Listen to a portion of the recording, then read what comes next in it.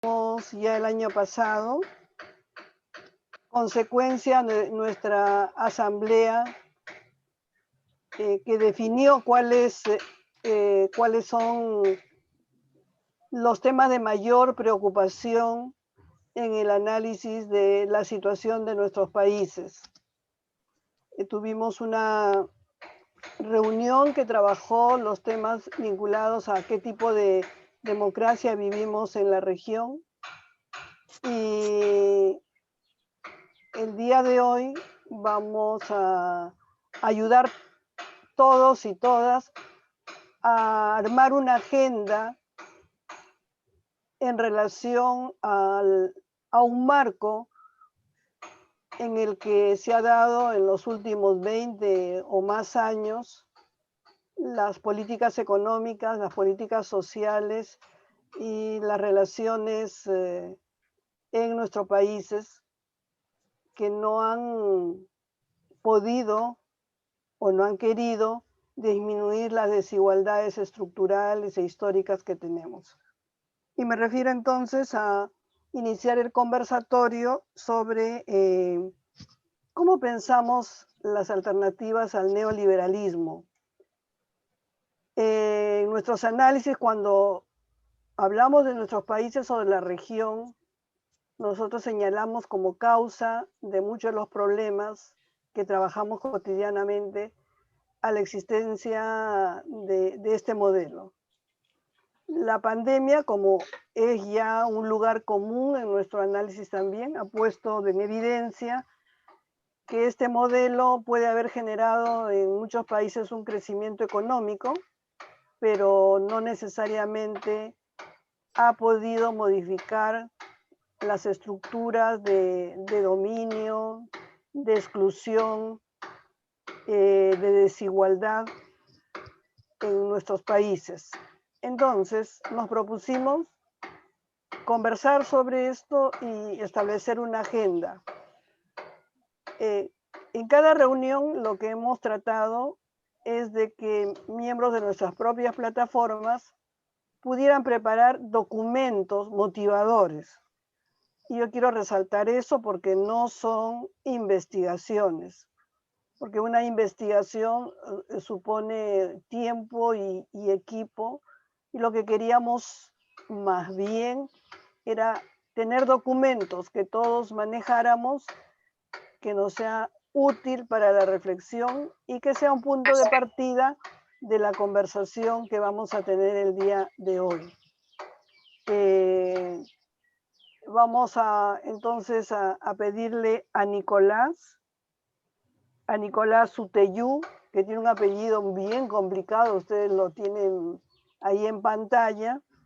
Él es, y creo que tiene doble nacionalidad, porque eres chileno y francés, ¿no, Nicolás? Así es, sí, sí. Pero bueno, soy nacido y criado en Chile, así que me siento más chileno que francés en todo caso. Sí. Bueno, además escuchándote hablar tienes que ser más chileno. Sí.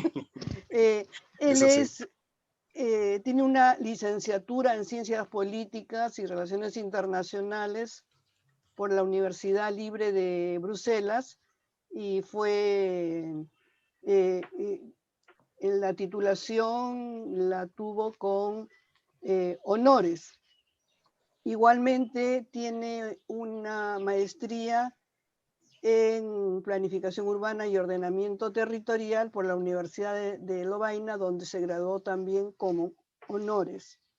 Nicolás es investigador en el Centro de Investigación en Ciencias de la Educación de la Universidad de O'Higgins, y como él nos decía al inicio, él ha sido secretario técnico de la mesa por varios años, coordinador regional de Action, y también ha sido responsable de Relaciones Internacionales de Acción, que es la plataforma chilena de ONGs, y ha realizado investigaciones y publicaciones y ha tenido otras responsabilidades que la podrán ver en su currículum vitae, pero esto es como una síntesis de lo que Nicolás es, y él aceptó el reto de iniciar la discusión y lo tenemos ahí entonces en pantalla.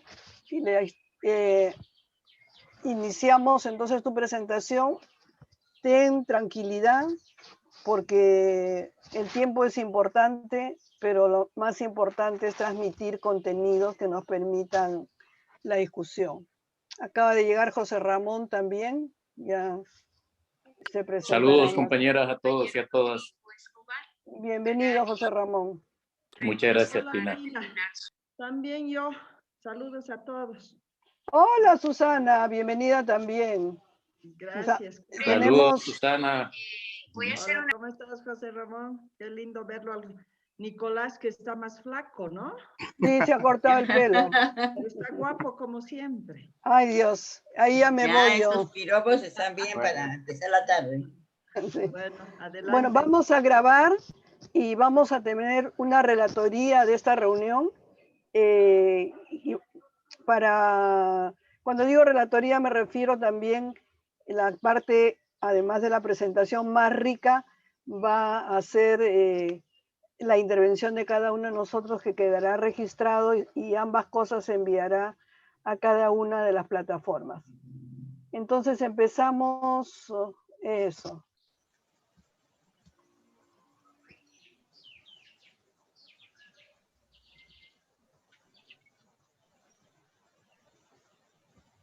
¿Puedes empezar ya, Nicolás? Sí. Ok, ahí estamos. Bueno, primero, como pequeña introducción, tengo que decir que la formulación inicial, digamos, de este documento, del propósito de este documento, digamos, era estrategias de crecimiento alternativas. Pero con Pina decidimos ampliar la temática, digamos, hacia los modelos, más que las estrategias de desarrollo, y pasar del concepto de crecimiento, más bien a un concepto de desarrollo. Entonces llegamos a lo de los modelos de desarrollo y en particular cómo salir del neoliberalismo. Entonces, en una primera parte del trabajo, lo que se trata de hacer es definir de manera lo más clara posible el concepto de desarrollo y su evolución a través del tiempo. En ese marco, digamos, el desarrollo como concepto y como ideología, hay que decir que se nació, digamos, a la salida de la Segunda Guerra Mundial, en el marco de un discurso del presidente estadounidense Truman, y por lo tanto el nacimiento del concepto se sitúa, digamos, en un momento de expansión del capitalismo. Y por lo tanto, su contenido es determinado por la idea de progreso dominante en esa época, e implica un continuo lineal desde el estado de subdesarrollo al de desarrollo. Y bueno, ese continuo lineal es lo que se llama la modernización, y implica una serie de cambios cuantitativos y cualitativos que son prioritariamente materiales y técnicos, y que son medidos por el crecimiento del PIB y del PIB per cápita. Toda esta visión, este concepto del desarrollo, hay que decir que fue muy influenciada, digamos, por la concepción del hombre y de su manera de interactuar con el mundo y con sus pares, que provenía, digamos, de la revolución industrial y del concepto de Homo economicus que surgió en ese tiempo, que veía como el hombre como un individuo que actúa solo a través de la racionalidad instrumental, o sea que su objetivo es su bienestar material y la eficiencia de los medios para lograr ese bienestar material, más que otras consideraciones de tipo colaborativa o social, etc. Entonces eso implicó, digamos, que la idea dominante progreso, y por lo tanto el concepto de desarrollo en su inicio fue muy marcado por el tema del progreso material y técnico, y por extensión por la equivalencia entre crecimiento económico y desarrollo. Pero de ahí, a partir de los años 60-70, empezó una pequeña evolución del concepto. Todavía siempre estamos hablando dentro del marco de las sociedades digamos, de las economías de mercado, digamos, empezó una pequeña evolución sutil del concepto, a través sobre todo del uso, o sea, del uso y de la reflexión que se organizó dentro de los organismos internacionales, como la ONU sobre todo, para empezar a abarcar la dimensión más cualitativa del funcionamiento de las sociedades. Y por lo tanto la idea de progreso subyacente en el concepto de desarrollo empezó a transformarse y a incorporar la idea de progreso social y cultural.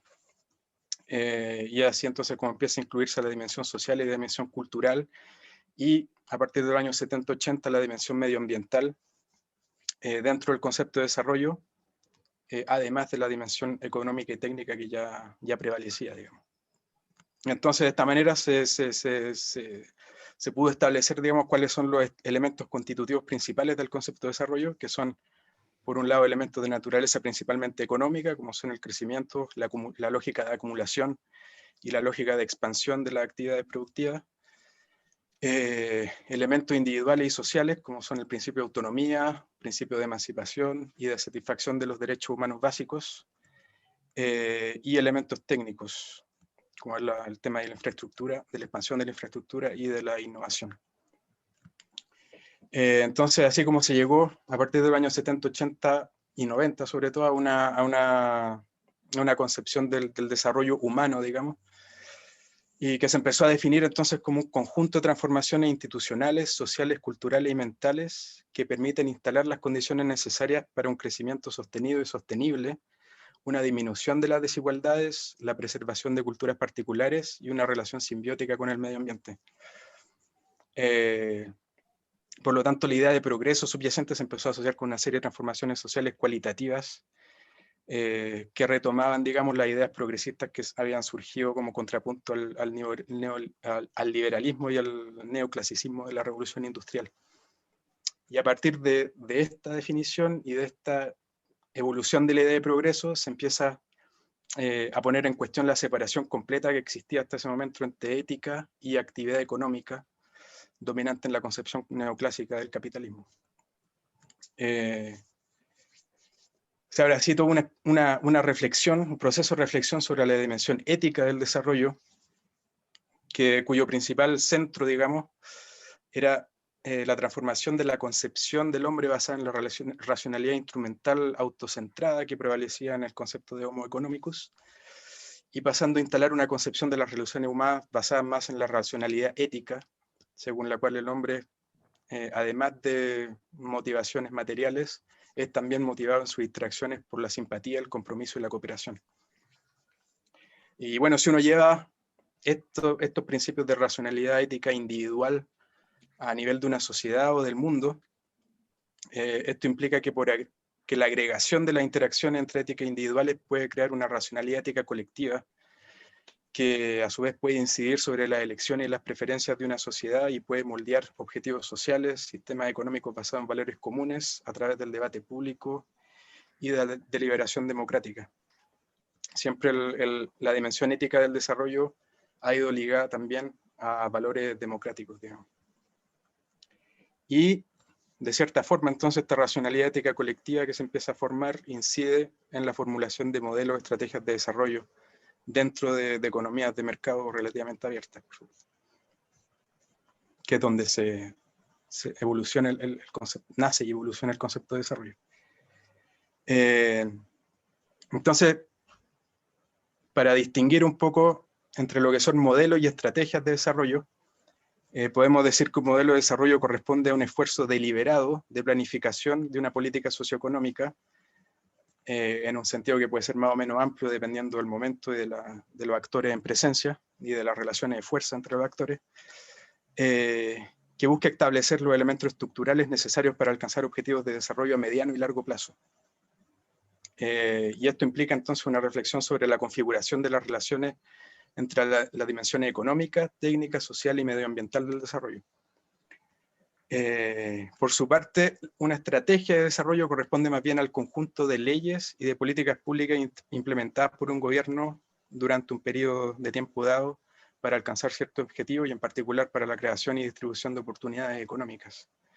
Esta es la definición que da un un economista brasilero de la escuela neoestructuralista que se llama Luis Bresser Pereira. Por lo tanto, hay una diferencia entre modelo y estrategia con respecto al nivel de voluntarismo y de planificación, y también a nivel del marco temporal en el que se desenvuelven un modelo y una estrategia, porque el modelo de desarrollo piensa más bien a mediano y largo plazo, la estrategia de desarrollo más bien a corto y mediano plazo. Otra cosa que se puede mencionar también entre la relación entre modelo y estrategia es que un modelo de desarrollo puede configurarse a partir de manera agregada, digamos, a partir de diferentes estrategias de desarrollo que se van agregando a través del tiempo. Y esto sobre todo lo que tiene que ver con el modelo neoliberal, porque el modelo neoliberal, más que un esfuerzo de planificación deliberada, es más bien producto de la agregación de diferentes políticas públicas y de paquetes de reformas que se fueron implementando a lo largo del tiempo.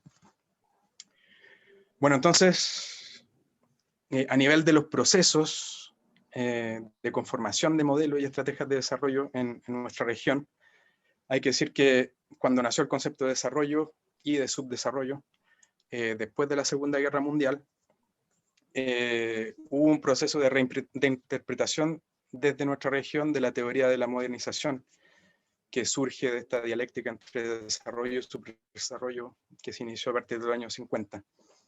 Hay un sociólogo argentino que se llama Gino Germani, que define el proceso de modernización para nuestros países como una serie de cambios estructurales que son de naturaleza económica, política y social, que son impulsadas por la incorporación de progreso técnico en los sistemas productivos de la región, generando así un proceso de crecimiento autosostenido. Entonces, dentro de esta teoría de la modernización, la dimensión económica y técnica del desarrollo prevalecían por sobre la dimensión política y social. Y es así como se va creando un nuevo modelo de desarrollo para la región que fue sistematizado y teorizado desde la CEPAL, que se creó en esos años, en los años 50, a través de la creación de la escuela estructuralista, cuyo máximo expositor fue Raúl Prebisch, un economista argentino.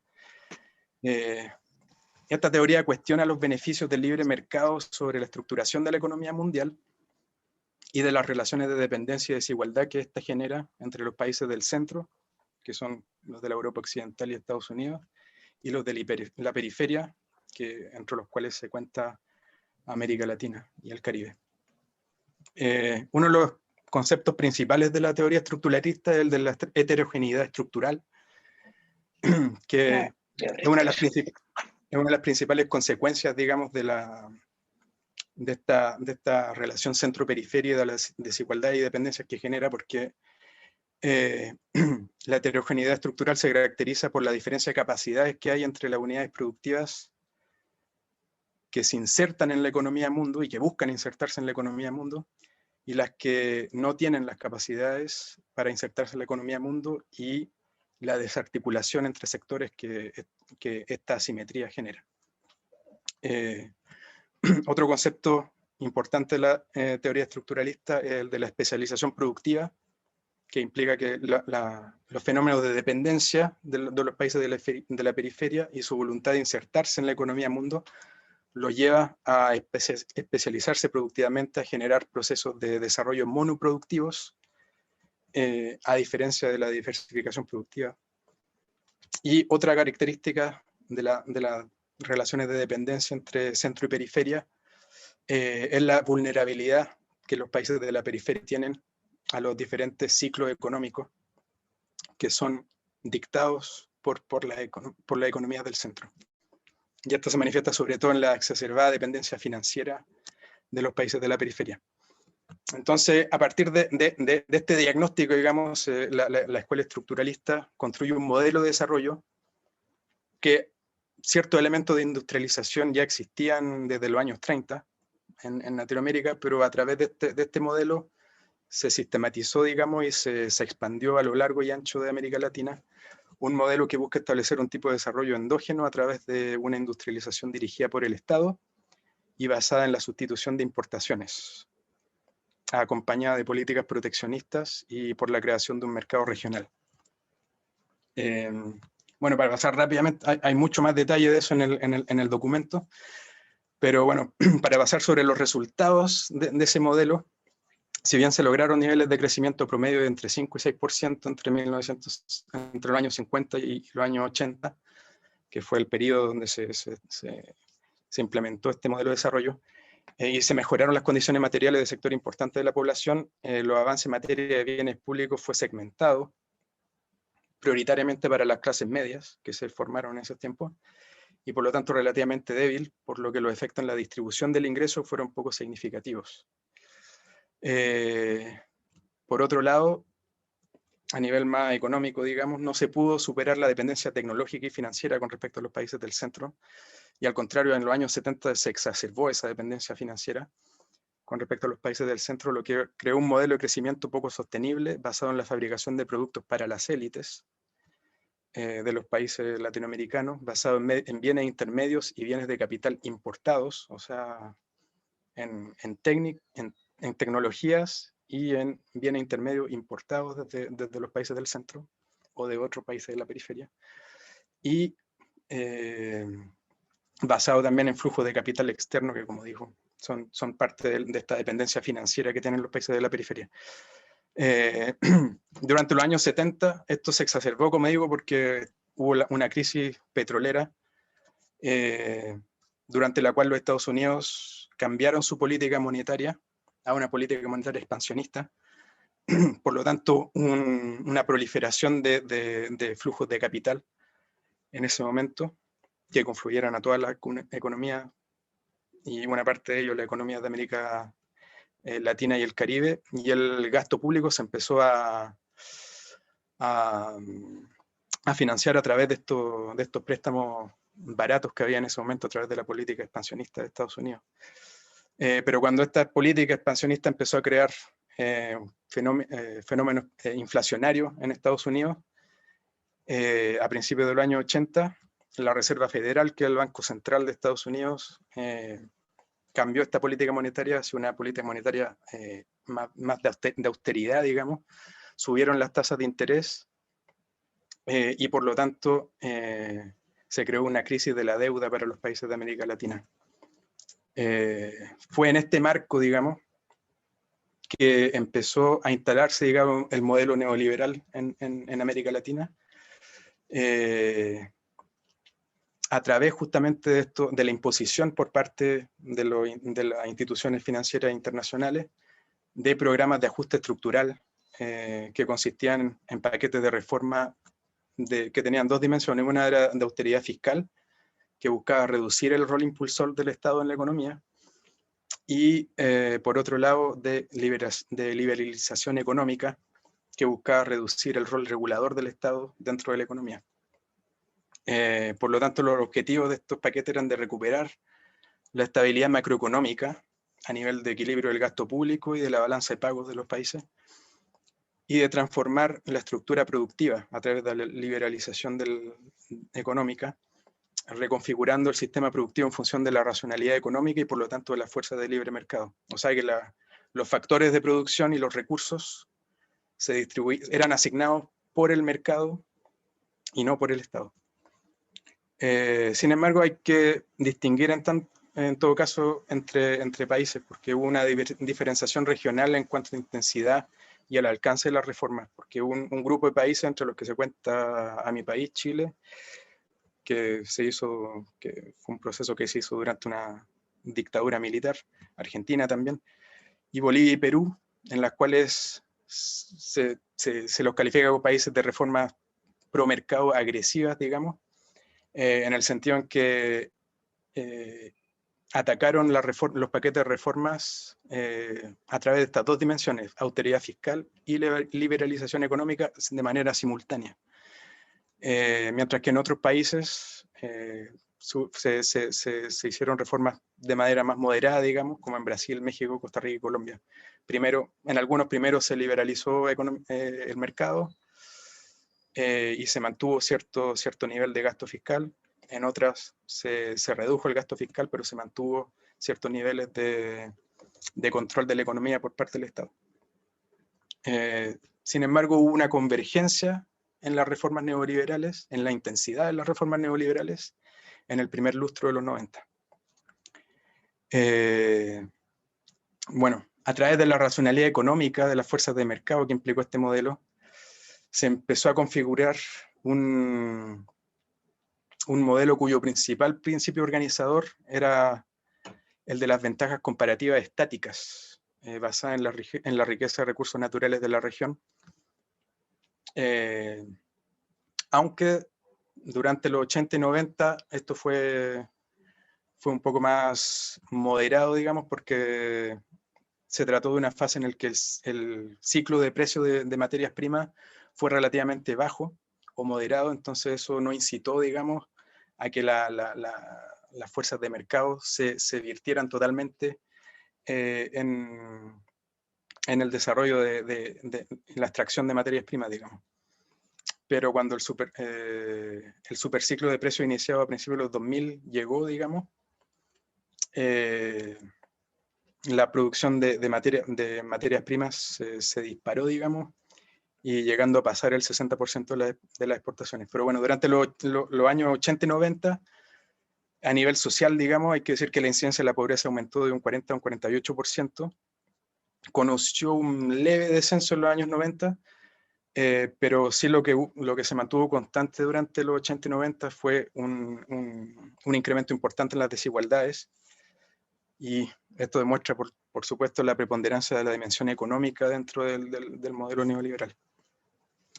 Bueno, como mencioné, durante los 2000 se inició una fase de superciclo de precios de las materias primas, pero antes de eso, a fines de los 90, hay que recordar que hubo una crisis económica que fue marcada por los patrones cíclicos de la economía mundial, y en particular por la crisis asiática.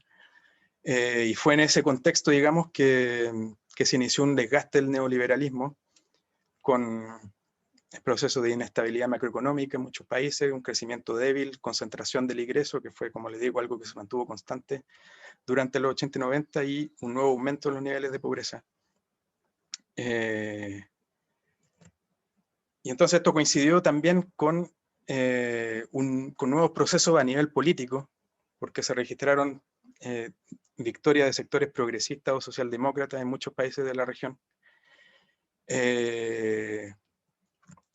Y si bien hubo una confluencia, digamos, de factores que llevaron a que la dimensión social del desarrollo, digamos, accediera a un mayor nivel de predominancia, el modelo de ventajas, teniendo en cuenta el contexto de superciclo de precios de materias primas, el modelo de ventajas comparativas estáticas y la reprimarización de las economías regionales se profundizó, ya sea a través de la acción estatal, como en Bolivia, Venezuela, Ecuador, del mercado o de modelos mixtos.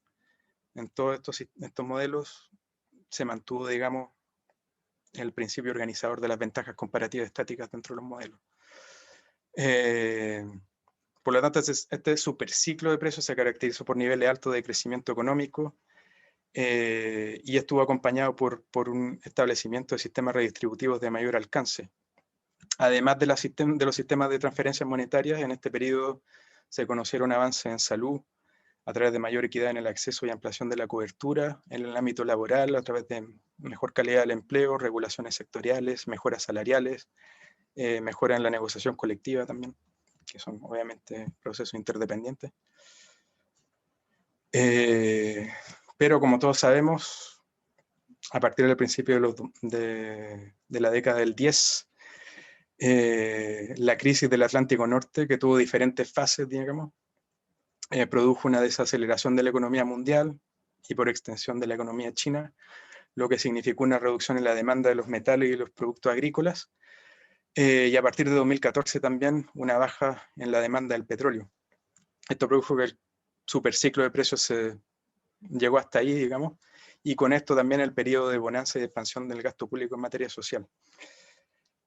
Aunque eso se puede moderar, ya que en varios países, durante el superciclo de precios de las materias primas, se instalaron, digamos, medidas de ahorro fiscal en ciertos países que pudieron mantener ciertos niveles de políticas sociales durante la fase anticíclica, digamos.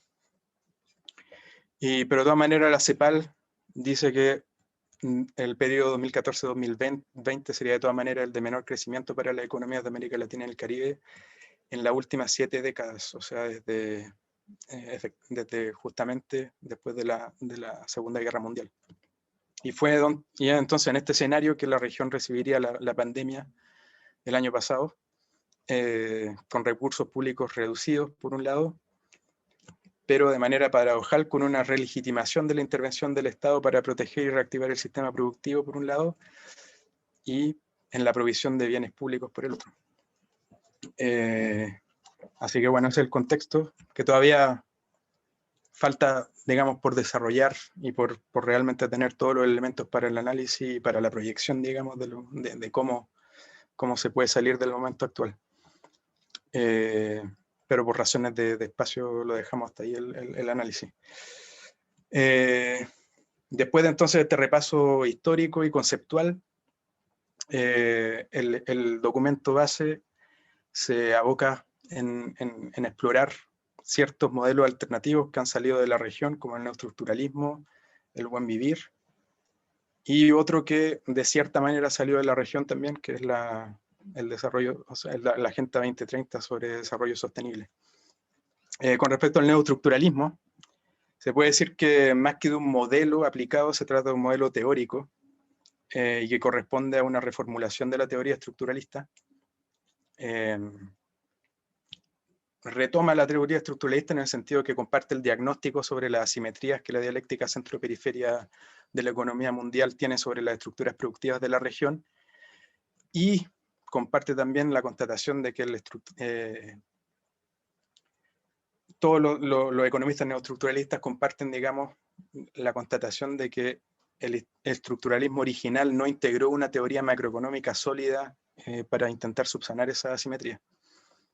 La teoría neoestructuralista también se contrapone a la ortodoxia neoliberal por el rol que le atribuye al Estado dentro de la economía, que es triple: regulador por un lado en materia macroeconómica y medioambiental,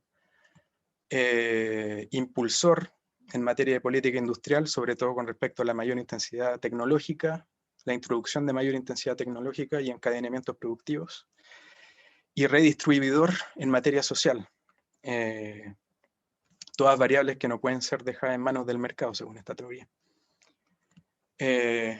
Uno de los componentes principales de la teoría neoestructuralista es el de la macroeconomía para el desarrollo, que desarrolla un conjunto de instrumentos para la intervención del Estado en materia de modulación del tipo de cambio, de política fiscal, de política monetaria y de control de capitales, que busca subsanar, digamos, la asimetría entre agentes económicos de tamaños distintos y redistribuir las capacidades dentro de la economía.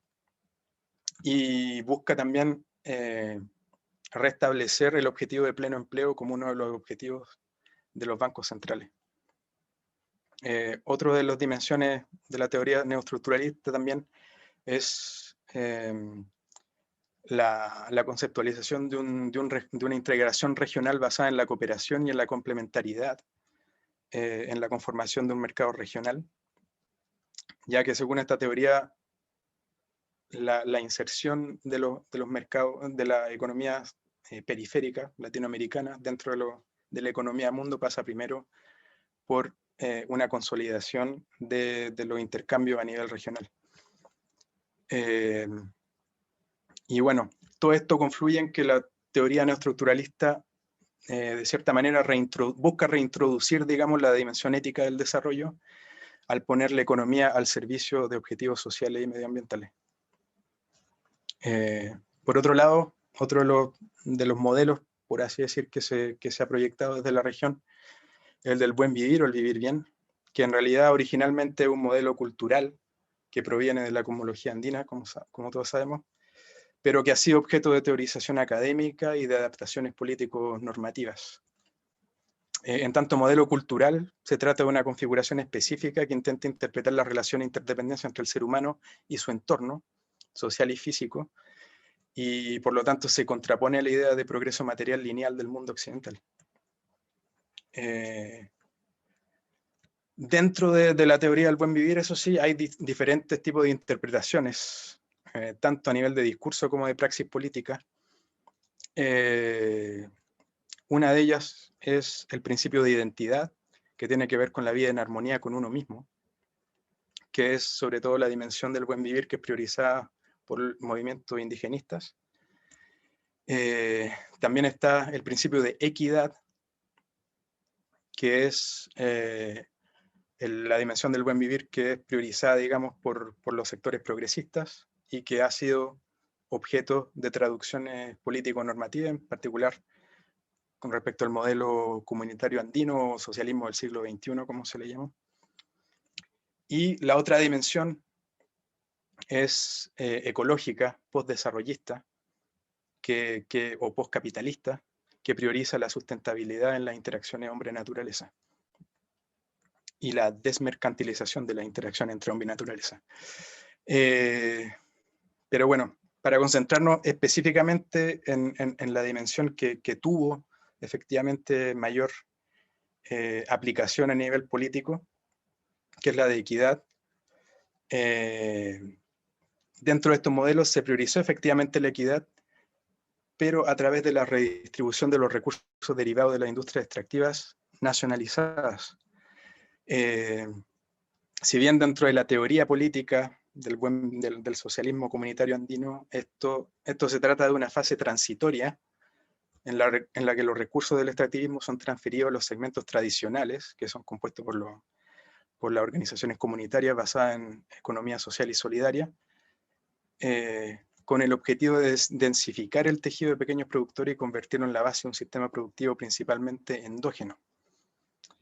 Sin embargo, esto ha conocido ciertas contradicciones, digamos, porque el modelo extractivista, más que retroceder, ha sido intensificado y expandido, digamos, por lo que genera, por supuesto, ciertas contradicciones dentro del modelo.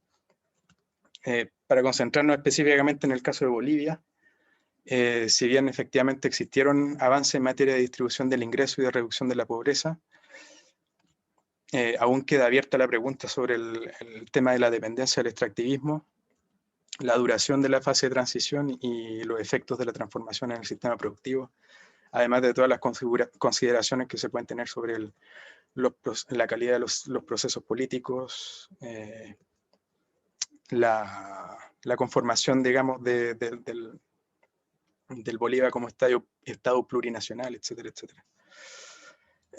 Pero eso excede, digamos, los propósitos de este documento base.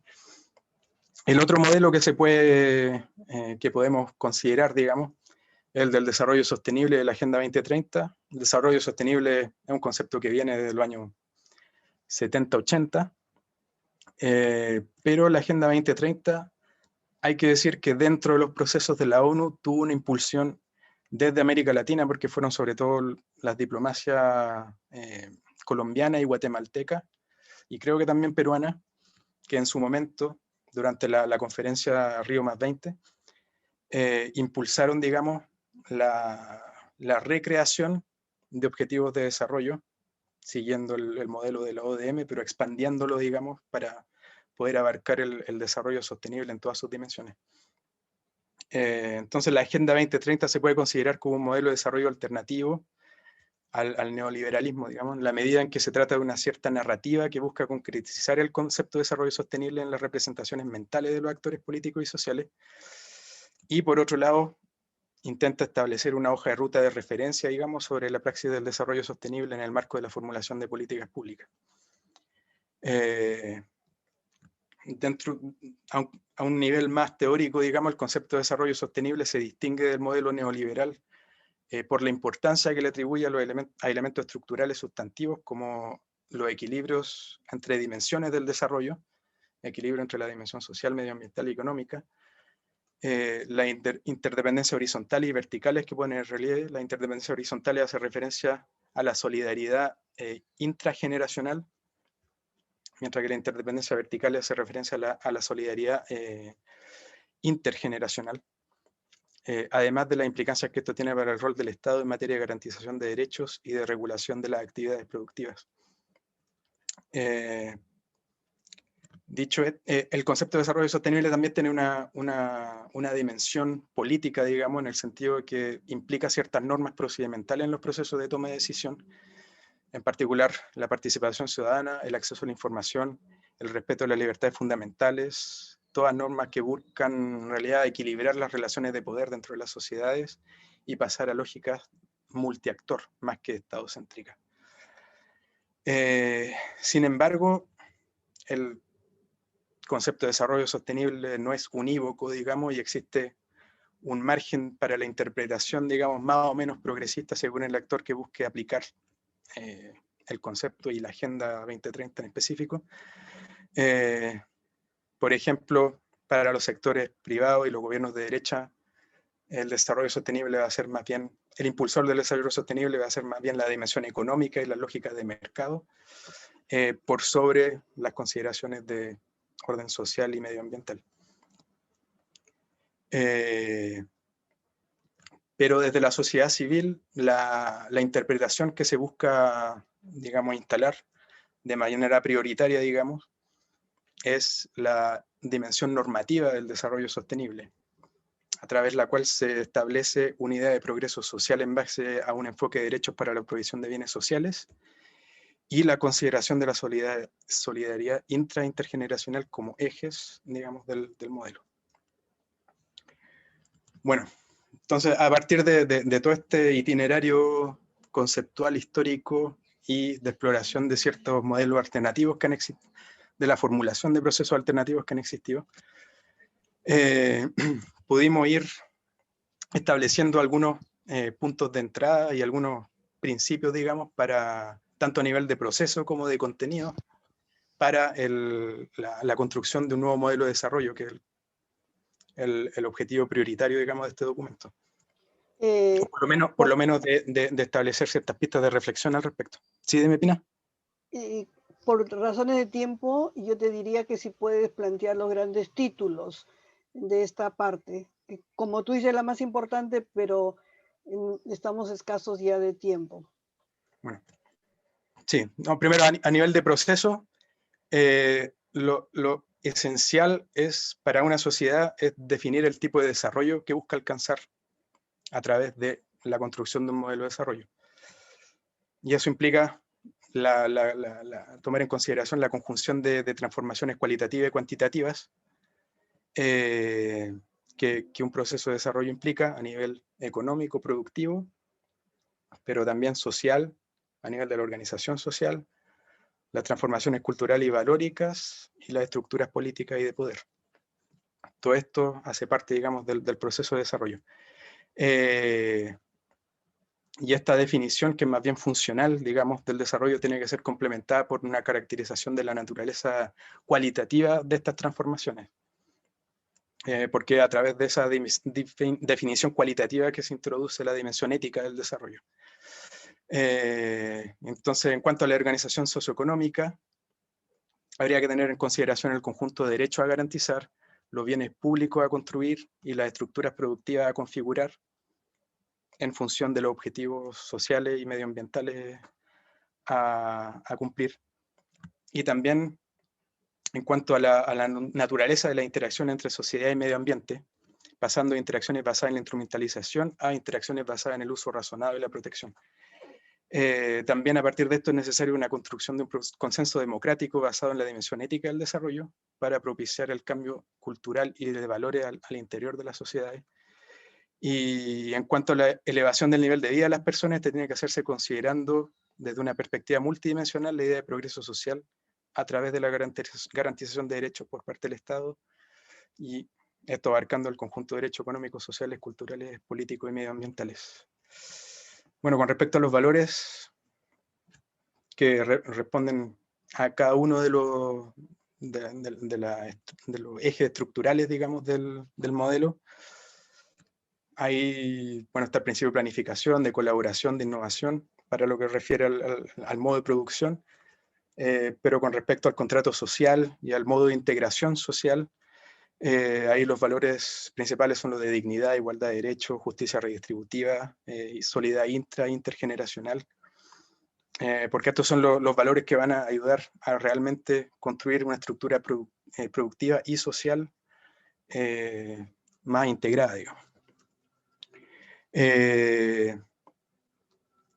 Por lo tanto, los principales ejes del modelo de desarrollo a construir giran en torno a la transformación productiva con equidad para la transición ecológica, la macroeconomía para el desarrollo, la justicia redistributiva, la territorialización de los procesos de desarrollo y la convivencia y articulación sistémica entre sectores competitivos y no competitivos. Y el principio organizador del modelo es el principio de racionalidad ética colectiva, materializada por el Estado como regulador, impulsor, orientador y como herramienta de solidaridad colectiva.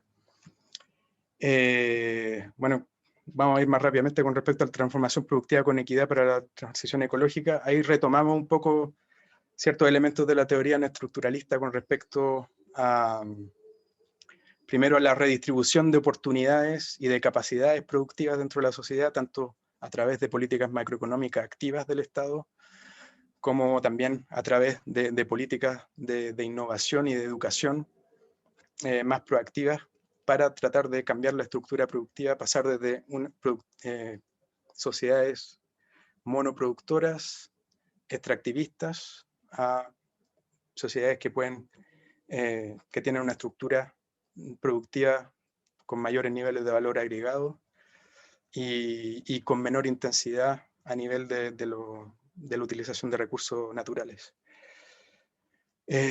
Bueno, la macroeconomía para el desarrollo ya lo mencioné y está explicado con detalle en el documento. Pero la idea entonces es favorecer el ahorro interno, la capacidad de inversión, la captación de ingresos fiscales y la complementariedad y encadenamientos productivos entre sectores de actividad y el desarrollo de servicios vinculados a estos. Pero eso es para los sectores, digamos, productivos que efectivamente tratan de establecerse, digamos, dentro de la economía mundo. Pero dentro de nuestra sociedad existen también sectores que no necesariamente buscan insertarse en la economía mundo y buscan más bien formas de desarrollo endógeno y de pequeña escala. Por lo tanto, si bien son lógicas distintas, ellos también buscan consolidar sus actividades, formalizar su actividad y acceder a mercados a nivel local y nacional. Por lo tanto, si bien están fuera de las lógicas economicistas tradicionales, digamos, el Estado dentro de este modelo de desarrollo también tendría que impulsar y articular políticas públicas adecuadas para estos sectores en cuanto a la propiedad de la tierra, acceso a financiamiento y a mercados, etc. Con respecto al sistema redistributivo, el principal eje, como menciono en el documento, es el de modernizar los sistemas de recaudación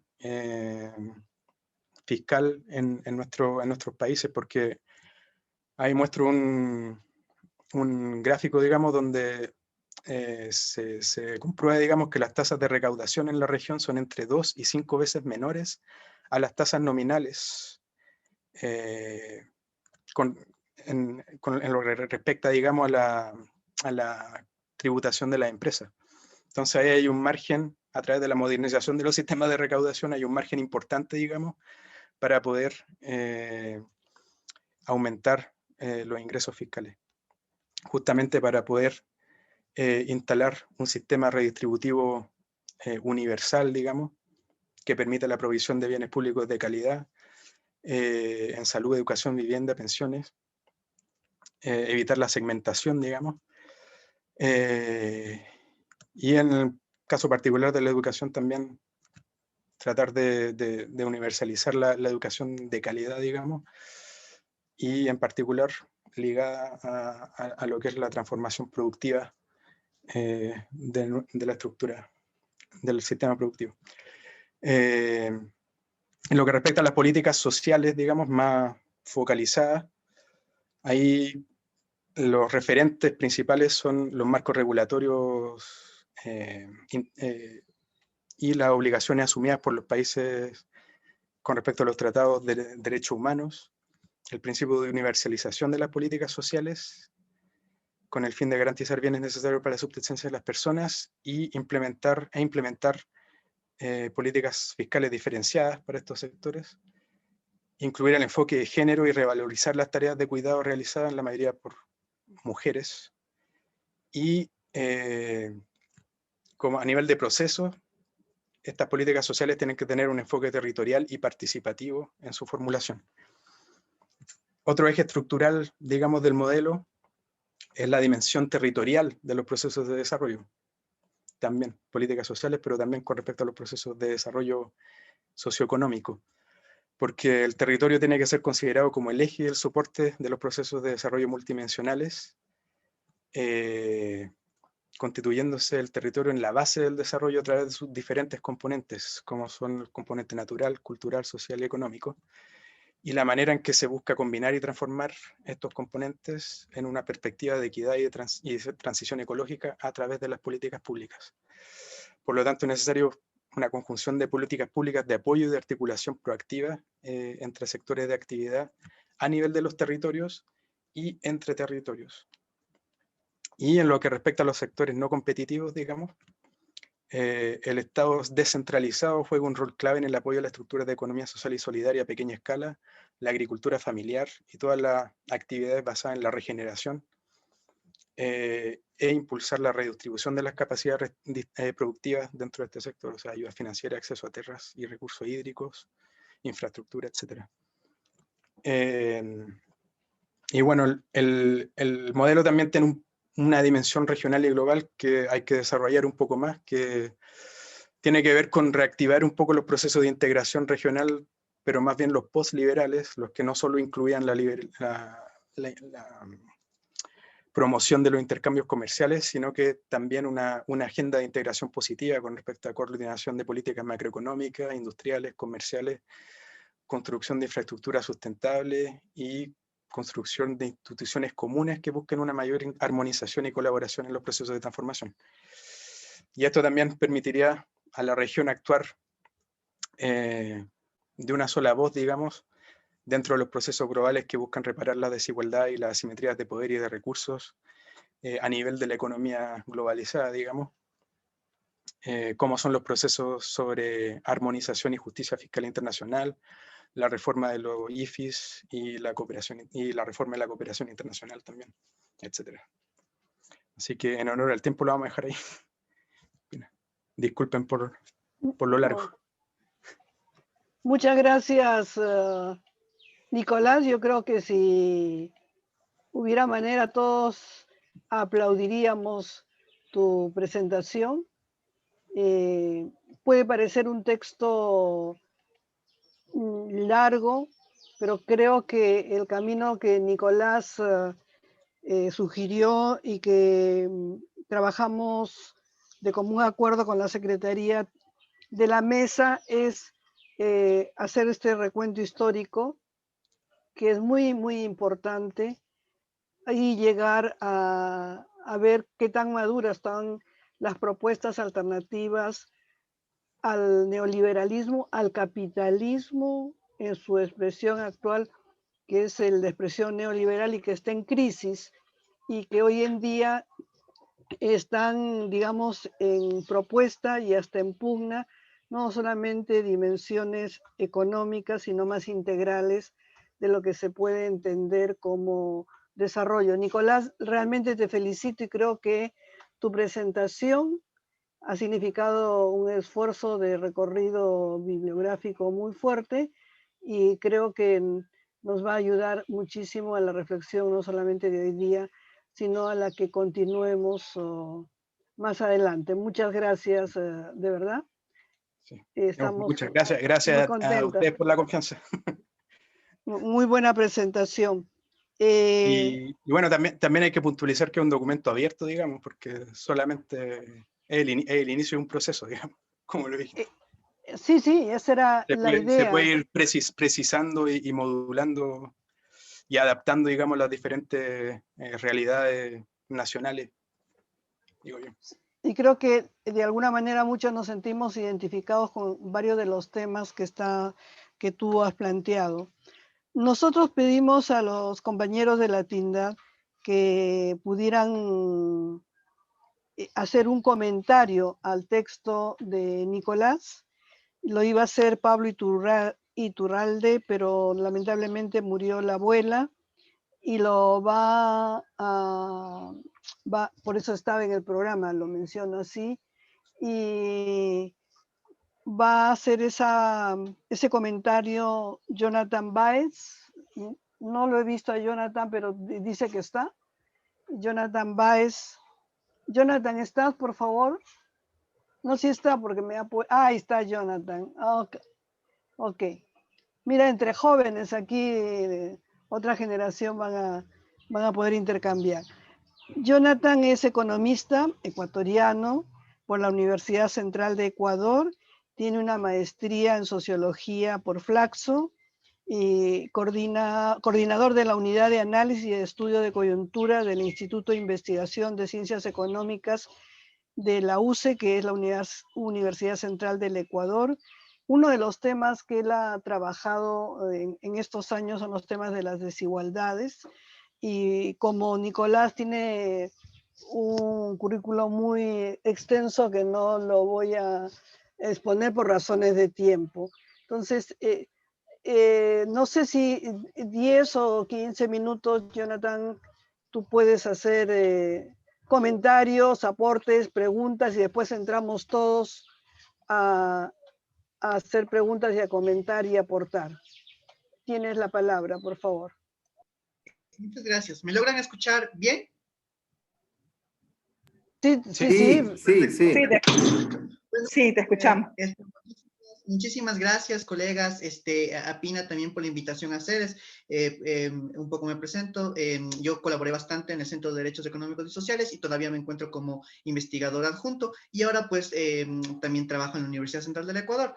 Nosotros elaboramos junto con los colegas de la TINDAD en el grupo de economías alternativas 2 documentos. Uno está en edición en este momento sobre lo que está produciendo. Entonces, en función de eso, un poco estamos en el debate continuamente de lo que está ocurriendo y nos pareció muy estimulante el texto de Alternativas al Neoliberalismo que hemos visto el día de hoy. Un poco yo quisiera dar mis impresiones de lo que ha ocurrido en función del texto y de la charla que muy acertadamente, muy interesantemente presentó Nicolás, y muchas gracias también por la presentación. Pues bueno, me parece que si bien el texto no es un texto de investigación como tal, no es el levantamiento de una investigación, sí me parece que es muy importante que las investigaciones, que el documento se ciña hacia los aportes que se han realizado en materia empírica, ¿no? En investigaciones que ya están realizadas. Como a partir de eso, un poco dilucidar de cuáles son las temáticas. Como ven, como fue la presentación de Nicolás, pues fue bastante extensa y abordó demasiados temas. Entonces, en función de eso, yo voy a tratar un poco de sintetizar un poco de ellos. Y me parece que en esta línea de pensar la situación empíricamente, no solamente cuando me refiero a empírico, me refiero a estudios de corte cuantitativo, ¿no? Modelos econométricos, etcétera, sino también estudios más de corte cualitativo, que nos muestran cómo es que se ha implementado, cómo se implementó históricamente el tema del neoliberalismo. Quisiera empezar un poco por el principio, que es el tema de cómo se retrata la noción de lomos económicos, ¿no? Parece que hay estudios muy interesantes que pueden un poco contrastar con cómo esas percepciones, en lugar de que la economía estudie lomos económicos como tal, lo que hace en realidad es un poco hilo creando, ¿no? Entonces ahí, por ejemplo, los aportes de Latour y Cayón con la idea de performatividad permiten entender esto. Y estudios más ligados desde el tema antropológico incluso nos pueden ayudar. Por ejemplo, hay Marcel Mauss cuando muestra básicamente cómo en el ensayo del Don, cómo las relaciones de intercambio no estaban subordinadas a las relaciones de reciprocidad, relaciones de confianza, relaciones de relaciones en las que no primaba el ente económico, ¿no? El ente mercantil. Entonces eso me parece como importante tenerlo como retrato. Y esto lo digo porque si es que de alguna manera se puede resumir o conjurar en una frase el tema del neoliberalismo, me parece que eso es como la lógica de mercado aplasta a la lógica relacional de la vida, ¿no? Entonces ahí, por ejemplo, yo voy a utilizar una noción planteada por Pierre Bourdieu, que es un sociólogo que hace un sinnúmero de estudios interesantes y sobre todo en la hemisferia del mundo, él trata de dar una noción de neoliberalismo que se entiende como la destrucción colectiva, la destrucción de las estructuras colectivas capaces de frenar la lógica pura de mercado, ¿ya? Esto me parece a mí que alude a cómo, de alguna manera, el mercado, la lógica pura de mercado se inserta y subordina a la lógica social, a la lógica de la reproducción de la vida como tal. Pero esto no es algo nuevo. Ahí también quiero referirme al tema de un antropólogo económico, Karl Polanyi, que tiene como la lógica de mercado subordina a la lógica social a partir de la implementación de la creación de la mercancía ficticia. Pero esta mercancía ficticia no se crea automáticamente y nosotros no podemos caer en este automatismo, sino que esto se produce a partir de la configuración de 3 leyes, ¿no? La ley para mercantilizar la tierra, el trabajo y el dinero. Y a partir de eso se crean mercancías, se configuran como mercancías dimensiones o acciones que antes no eran mercancías, ¿no? Entonces, pero ahí es importante tener en cuenta quién implementa esas leyes. Y eso se produce antes de que hubiera configuración de un Estado como tal, ¿no? Recuerden que antes los reyes eran y la monarquía era la que imponían las leyes. Esto después se fue transformando y finalmente ahora nos encontramos con la etapa del desarrollismo, ¿no?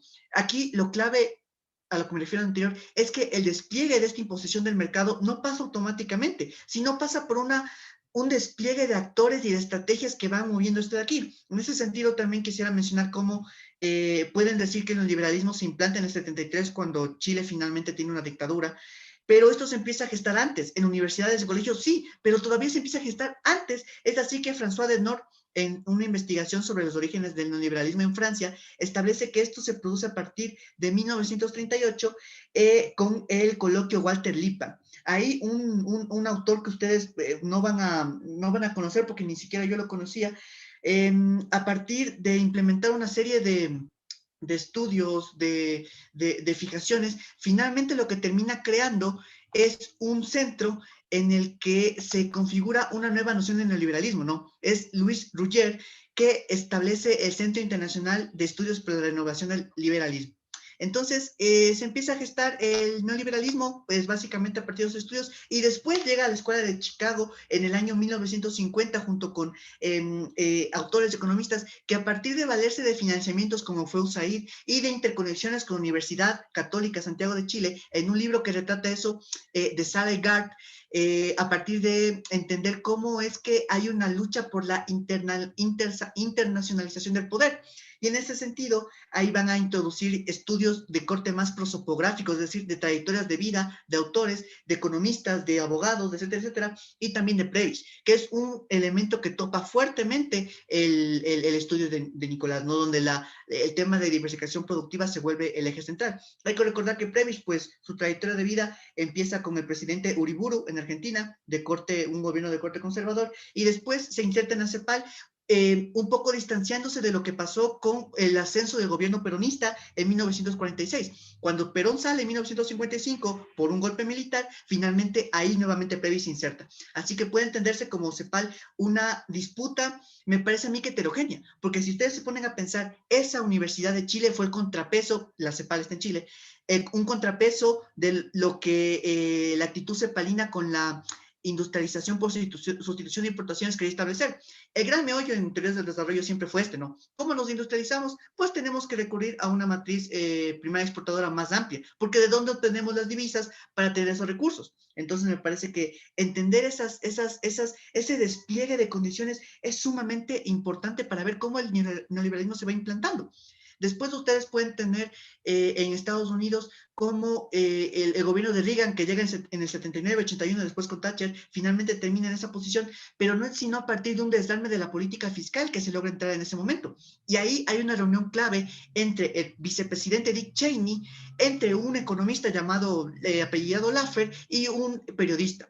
Entre los tres se empiezan a implementar y finalmente esa cosa que se llama curva de Laffer, que plantea que cobrar menos impuestos hace que la gente pague más, se convierte en cátedra. Y eso es elaborar en una servilleta. No hay un estudio empírico, no hay nada que certifique eso, sino más bien solamente eso. Entonces, finalmente vemos ahí cómo la inclusión de estos sectores mueve. Y después, si ustedes ven el despliegue después de lo que Cheney hizo, es a partir de think tanks, de ONGs, de fundaciones, que son las mismas que en este momento están actuando para implementar el modelo neoliberal. Ustedes pueden ver y cómo eso se articula con universidades. En este momento pueden ver a Georgetown, pueden ver una serie de ONGs que también están financiando eso. La NET, por ejemplo, puede ver ahí. Y también contrapesos, que son nuestras ONGs que también están pugnando por un espacio. La CEDES, por ejemplo, tiene una fuerte política fiscal junto con la TINDAD. Entonces, aquí lo que yo quiero que quede clave es cómo esta investigación pasa por entender específicamente cómo el neoliberalismo se implementa a partir de actores y de una serie de estrategias que finalmente determinan esto. Ahora, en nuestra época, ¿cómo es que se implementan estas leyes, esta cosa? Y sucede una suerte de captura del Estado. Me parece que ahí los aportes de Ana Castellani, de Mariana Heredia, de cómo se implementa el neoliberalismo es fundamental para entender sus estrategias. Y cómo, por ejemplo, desde una perspectiva del marco analítico de desigualdades de Juan Pablo Pérez Sáenz y Maynard Mora, la precarización y el acaparamiento de oportunidades pasan como mecanismos que permiten la desigualdad. ¿Y qué permite eso? Pues finalmente que se implementen estas normas, ¿no? Por ejemplo, yo no sé si ustedes vieron que cada vez se decía que la élite económica de esta pandemia sale más fortalecida. Pero no es que sale fortalecida simplemente porque así es la vida o porque es mecánico, es porque hay unas estructuras condicionantes de las cuales estas élites se aprovechan y permite que salir casi totalmente liberadas de un shock externo como es esto, ¿no? Protección del gobierno. ¿Y cómo pasa eso?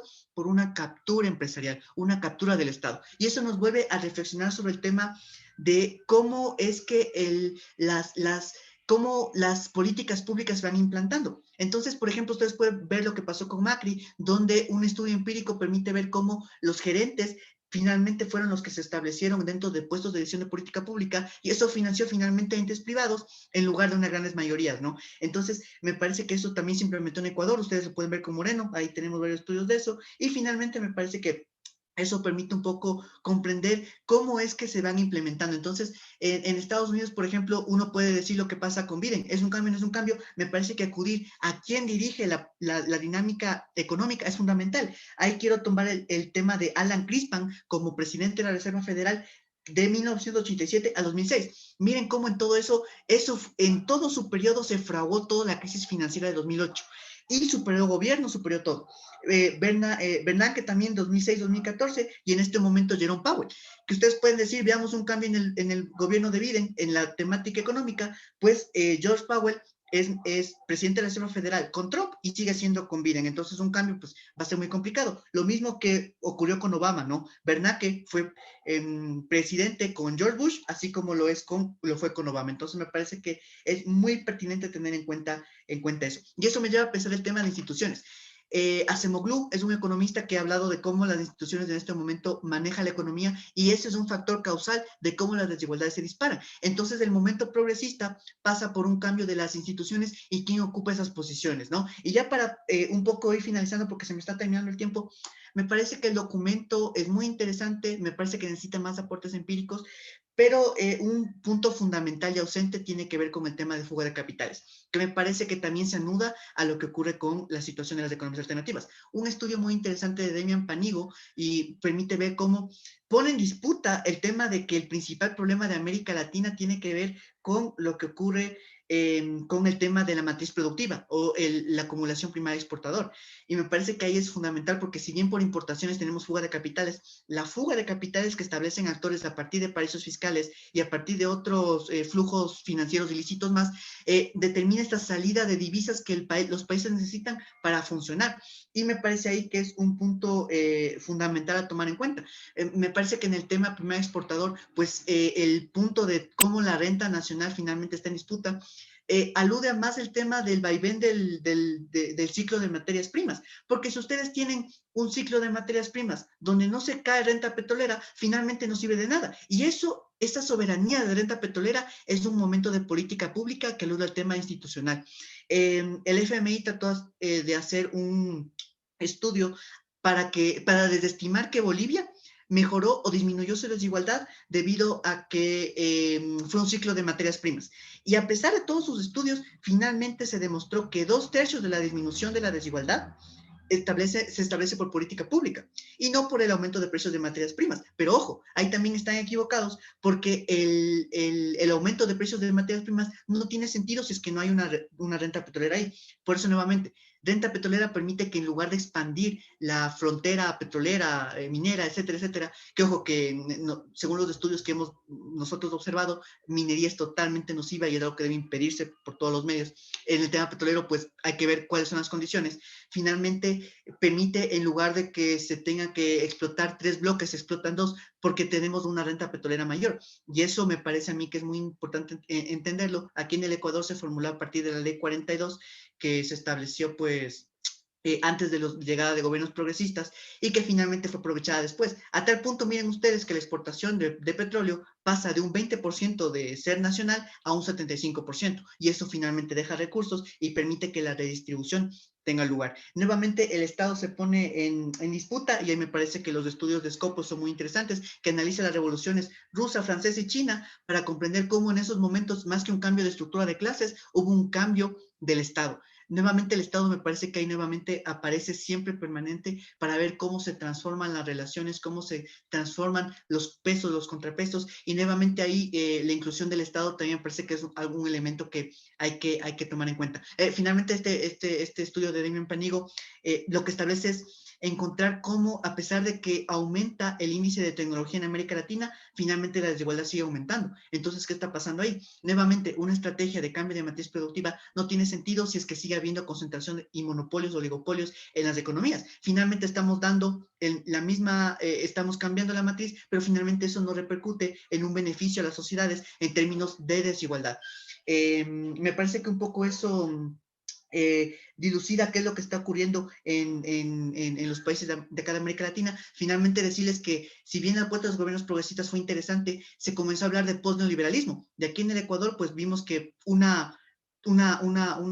retroceso a un momento neoliberal y más fuerte fue totalmente viable por una implosión que se hizo dentro del mismo Estado a partir de actores que en este momento pues están. Y a eso se anuda también cómo es el rol que sí lo topa el estudio de los organismos multilaterales, y me parece que se mencionaba la parte de derecho normativo. El derecho normativo puede parecer un poco endeble, pero crean que en el Ecuador varias de las cosas, imaginen, estaban en el Estado, podían hacer lo que querían. Finalmente, el hecho normativo impidió que pues se ahonde aún más. Y ahora hay una última batalla porque se quiere privatizar el Banco Central del Ecuador, y finalmente esa es una ley que la ley que no permite que lo privaticen es algo que se lo quieren bajar. Entonces miren cómo la ley también impide ciertas cosas, pero en otros sentidos pues totalmente lo quita, a tal punto que la fuerza del derecho también en términos de Bourdieu es fundamental. Entonces para implementar, para legitimar esa lógica neoliberal también se recurre al ámbito jurídico, y un autor muy interesante que se me va el nombre, yo después lo voy a pasar por interno, establece cómo hay una conjunción de elementos entre formar todo un entramado jurídico para que el neoliberalismo tenga lugar. Y si ustedes ven, el FMI tiene una base de datos que se llama Monadata, van a ver todas las medidas aplicadas en los países de América Latina han sido básicamente las mismas, ¿no? Ajustes, recetas, gasto hay que recortar, etcétera, etcétera. Básicamente lo que les digo es que básicamente siempre que hay neoliberalismo, eso implica la destrucción de las estructuras colectivas capaces de frenar la lógica pura de mercado. Se han enfatizado demasiado en el Estado. Yo me pongo a pensar, ¿qué tal si esas estructuras también somos las organizaciones sociales, somos las ONGs que están dispuestas a luchar contra el régimen neoliberal? Pero ahí también aparece el otro sentido. ¿Qué pasa con esas ONGs que viven de la desigualdad? Es decir, que poco nada les interesa que un país cambie y que mejore su desigualdad si eso va a significar menos recursos para esa ONG. Entonces me parece que esto también pone en disputa procesos de autocrítica de cómo estamos percibiendo nosotros la situación y cómo las disputas y acepciones al Estado tienen lugar. Finalmente, un estudio, Peter Evans tiene un estudio muy interesante de los tipos de estados. Estados desarrollistas a partir de una noción denominada autonomía enraizada, que plantea cómo el Estado de Japón pues, se logró liberar de las élites y esto permitió que hubiera desarrollo. Estados intermedios como Brasil y estados totalmente depredadores como Zambia, y me parece que ese es el caso de los países de América Latina. Finalmente, como me parece que Latindad expuso un libro denominado un libro de Atilio Borón, en la que se establece la trayectoria política, histórica de Vargas Llosa como un elemento que implanta neoliberalismo en todos los países a partir de todos los prestigios que ha logrado determinar, y eso es una buena noción de cómo esto es un entramado de actores. Entonces me parece que eso es fundamental para comprender cómo hay mecanismos que aluden al tema del neoliberalismo y cómo al mismo tiempo hay contramecanismos. Entonces eso es un poco lo que les quería compartir, y perdón por haberme extendido tanto tiempo. Muchas gracias.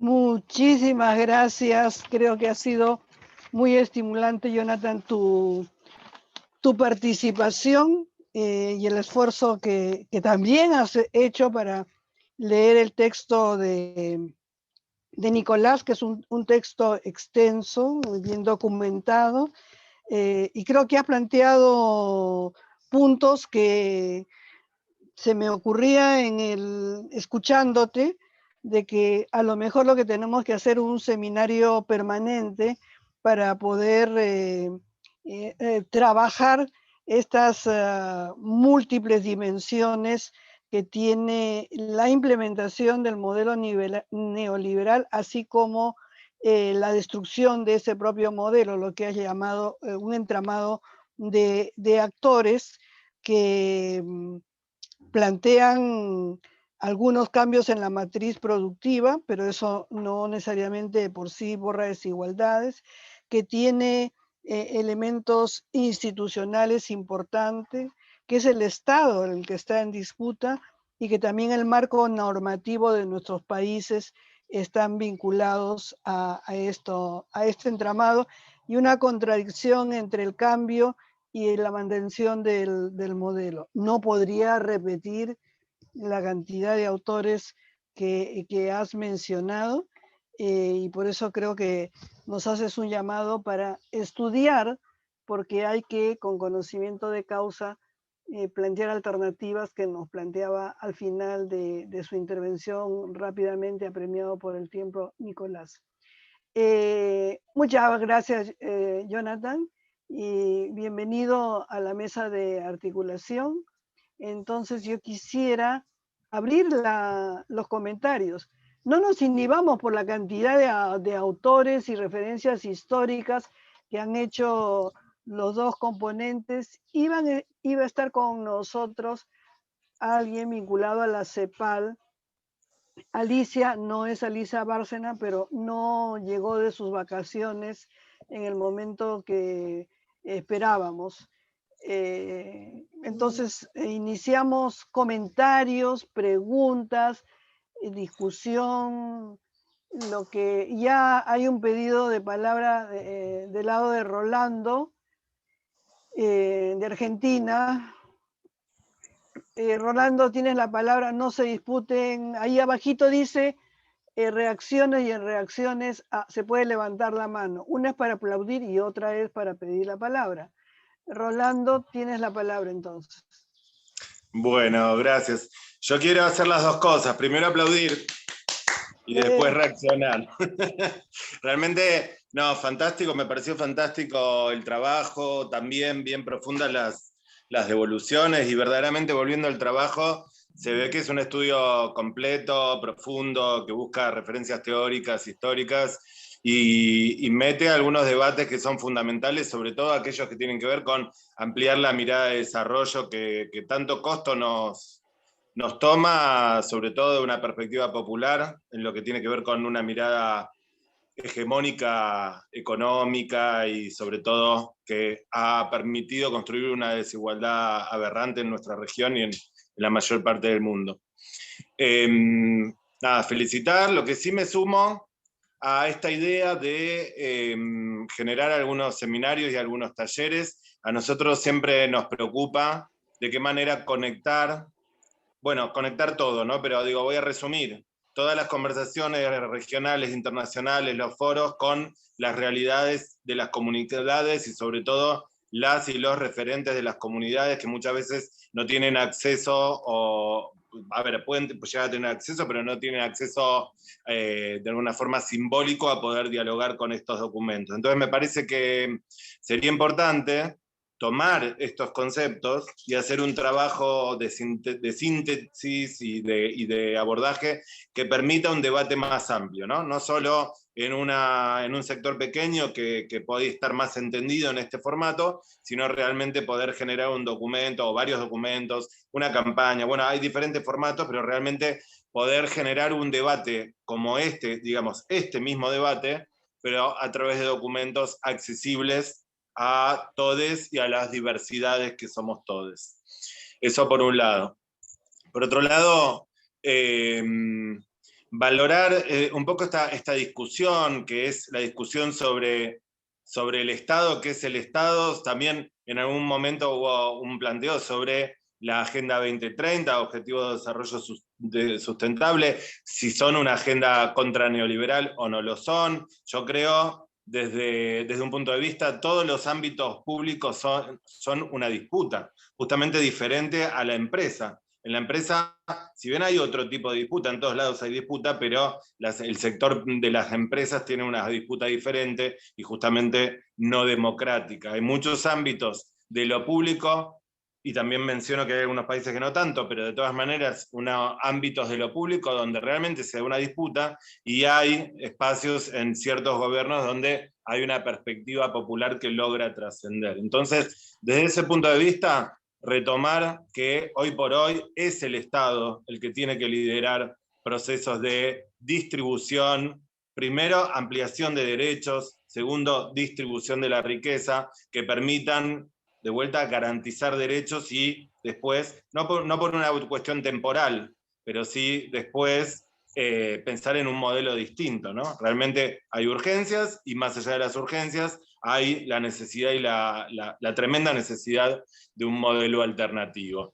Me pregunto, y justo en esta medida, ¿no? En este momento donde por un lado hay discursos como los que se mencionan, hay algunos discursos públicos y en algunos espacios internacionales que pujan por miradas más progresistas, alternativas o diversas al modelo neoliberal, pero hay el lugar que todavía creo que tenemos que lograr en términos de la movilización de actores sociales, en términos de organizaciones sociales, movimientos sociales, y la utilización de recursos públicos para la transformación real y la transformación económica, la transformación de los modelos.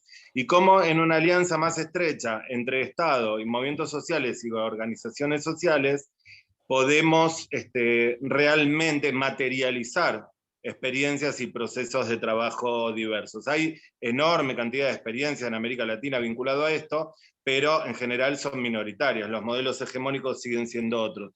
Me parece que en esta discusión el rol de las organizaciones y movimientos sociales podría tener un mayor lugar. Por ahí mi aporte, pero vuelvo a decir, felicitaciones al equipo. Muchas gracias. Hemos tomado nota y está grabada los 4 puntos muy precisos que has planteado. Y le doy la palabra a... ¿Dónde está? Rosy. Rosy pidió la palabra. De SEAL.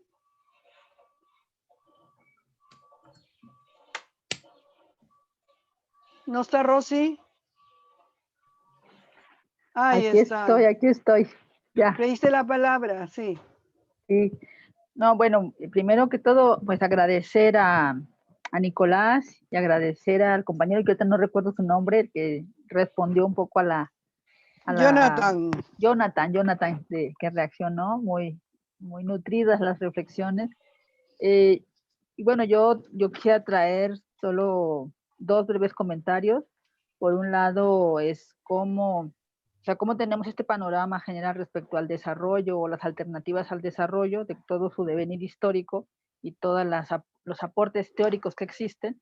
Me parece fundamental como partir también de las experiencias concretas, ¿no? Que como que se está haciendo en América Latina, que ya lo mencionaba el compañero que acaba de precederme. Y yo decía, bueno, ¿cómo pensamos más allá de solamente el buen vivir? Yo cuando me presenté hace rato, compartía que desde SEAL estamos hablando como desde las perspectivas de economía solidaria y de cómo necesitamos pensar otra manera de relacionarnos económicamente, productivamente, políticamente. Y recuerdo también algunas experiencias que se están trabajando, sobre todo desde espacios globales. Pienso, por ejemplo, en alternativas, Global Trapesty, que es alternativas globales o tejido de alternativas, que se está impulsando, por ejemplo, desde India, pero que a la vez están articulados movimientos locales latinoamericanos. Pienso, por ejemplo, en las universidades de la tierra, en México con Gustavo Esteva, o Alberto Escobar en Colombia, u otros que están pensando en otras estrategias desde la base, desde los territorios. Creo que la pandemia nos ha develado, sobre todo la gran brecha que existe entre la mayoría de la población y un puñado de personas que son las más ricas del mundo, y cómo este modelo neoliberal ha sido violatorio de la vida, tanto de la naturaleza como de la sociedad en general. De repente me preocupa, no sé, como para el debate, de si estos objetivos de desarrollo sostenible y la Agenda 2030 entran dentro de este panorama de alternativas o entran dentro de la agenda más institucional, que creo que de un desarrollo alternativo, de pensar una hoja de ruta, de pensar otras lógicas, pero también cómo existen otros modelos alternativos que están disputándole a esas instancias más institucionales, ¿no? Es decir, cómo construimos alternativas desde los territorios y desde los pueblos. Pienso también, por ejemplo, desde una perspectiva más feminista, en cómo sigue existiendo una gran deuda a las mujeres en el planeta, ¿no? Y en nuestros territorios. O sea, vivimos una situación terrible de feminicidio, de asesinatos, de una manera cruel de las mujeres, ¿no? De las mujeres en el mundo. Pienso, por ejemplo, también en las mujeres de Kurdistán, con las que hemos tenido bastante relación a través de los espacios más globales como el Foro Social Mundial o la lucha contra los feminicidios, en el que ellas han estado construyendo una cosa muy interesante que se llama confederalismo democrático, pero que tiene que ver con cómo respetamos la autonomía de los territorios y construimos sobre todo los procesos territoriales de manera articulada y equitativa entre hombres y mujeres. Es decir, siempre ir a la par, mujeres y hombres, en esta construcción, porque ese es un debate que tenemos que dar todas y todos para reconocer cómo construimos procesos que dignifiquen la vida de las mujeres, que dignifiquen la vida de los pueblos, y sobre todo también saber que existen alternativas que están, digamos, disputando las autonomías, otros modelos de poder y otros modelos de toma de decisiones. No me quiero extender más porque sé que hay otras palabras, y en un ratito, yo me quedo, creo que la sesión está hasta las 4:30, ¿verdad? Yo No, tengo hasta que las salir. 5:30. No 5:30, Rosy. pero bueno, aquí son 3:30 en México. Ajá. Tengo una hora antes, sí. Ya, sí, yo sé. Sí, Entonces, bueno, tú habías avisado que tendrías que salir antes de que terminara la sesión, no te preocupes. Sí, tengo media Bueno, hora todavía. Todavía. Entonces Gracias, vamos sí. a usar esa media hora con otros pedidos de palabra, por favor.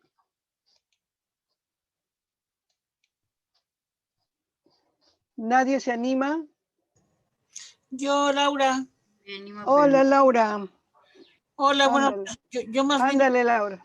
avisé que llegaba un poco tarde porque tenía una otra sesión con la Cancillería, justamente, una sesión informativa del gobierno sobre el foro, el cuarto foro que ocurrirá sobre la Agenda 2030 que organiza CEPAL, y en donde la sociedad civil tiene ahí un espacio para poder participar y en todo caso proponer, debatir, de manera que yo no tuve oportunidad de leer el documento completo, lo logié hoy por la mañana, pero sí escuché a Nicolás, y en primer lugar, pues un reconocimiento y felicitación a la calidad, claridad del documento y de la exposición de Nicolás, que nos da muchas pistas, y para quienes ya estamos un poquito más grandes de edad, pues que ya no estamos tan ligados a la academia,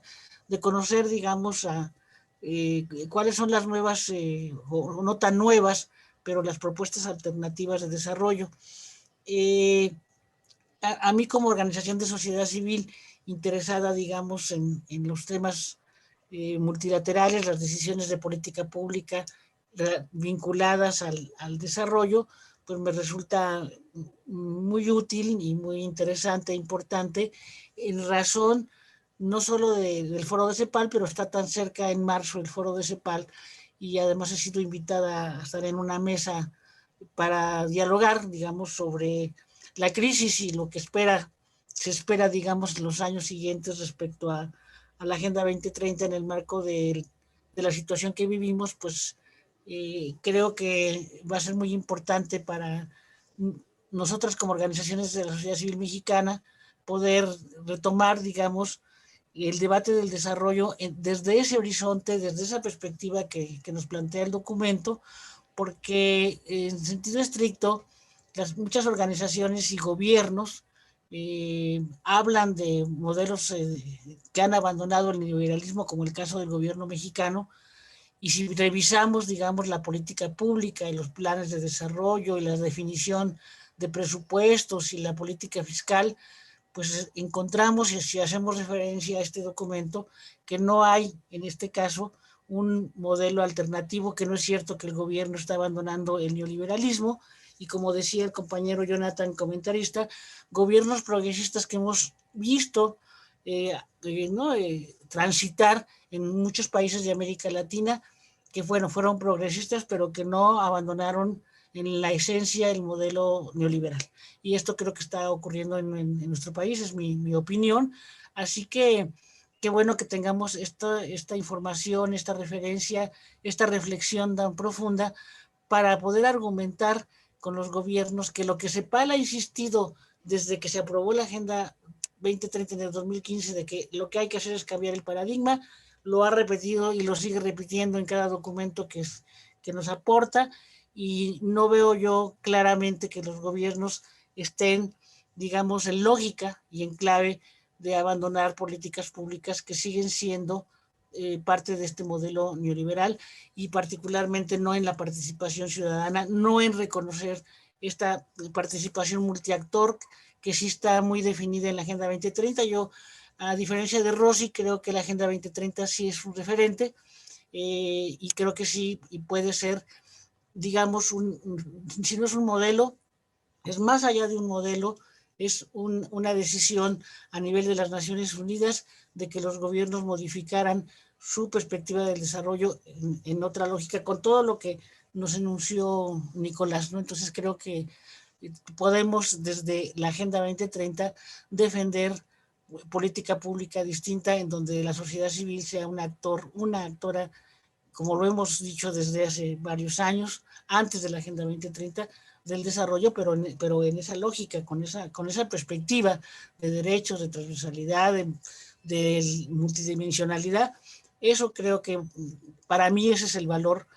Tiene mucho más cosas valiosas el documento, pero para nuestro trabajo es muy importante, y que desde la mesa de articulación realmente asumamos que somos una mesa que defendemos otra perspectiva del desarrollo como mesa, como agenda política de la mesa de articulación, ¿no? Bueno, pues eso sería. Muchas gracias.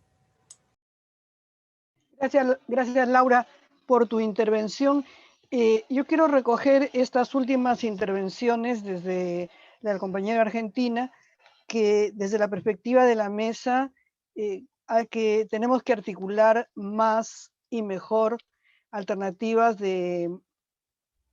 al modelo neoliberal desde el rol de las organizaciones y del movimiento social.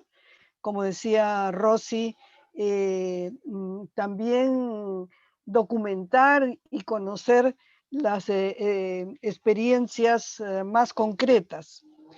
Y lo que nos plantea Laura y también Rosy, y creo que ha aparecido también en la presentación de Nicolás, y por lo que estamos viendo, por lo menos en el caso del Perú y de esta reunión que tuvimos también de la mesa, ese rol transformador que la Agenda 2030 se proponía tener en el contexto ahorita de la pandemia, aparece como en disputa una interpretación de si por ser tan institucional y porque nuestros estados ni siquiera han respondido a ese compromiso de manera más clara, si seguimos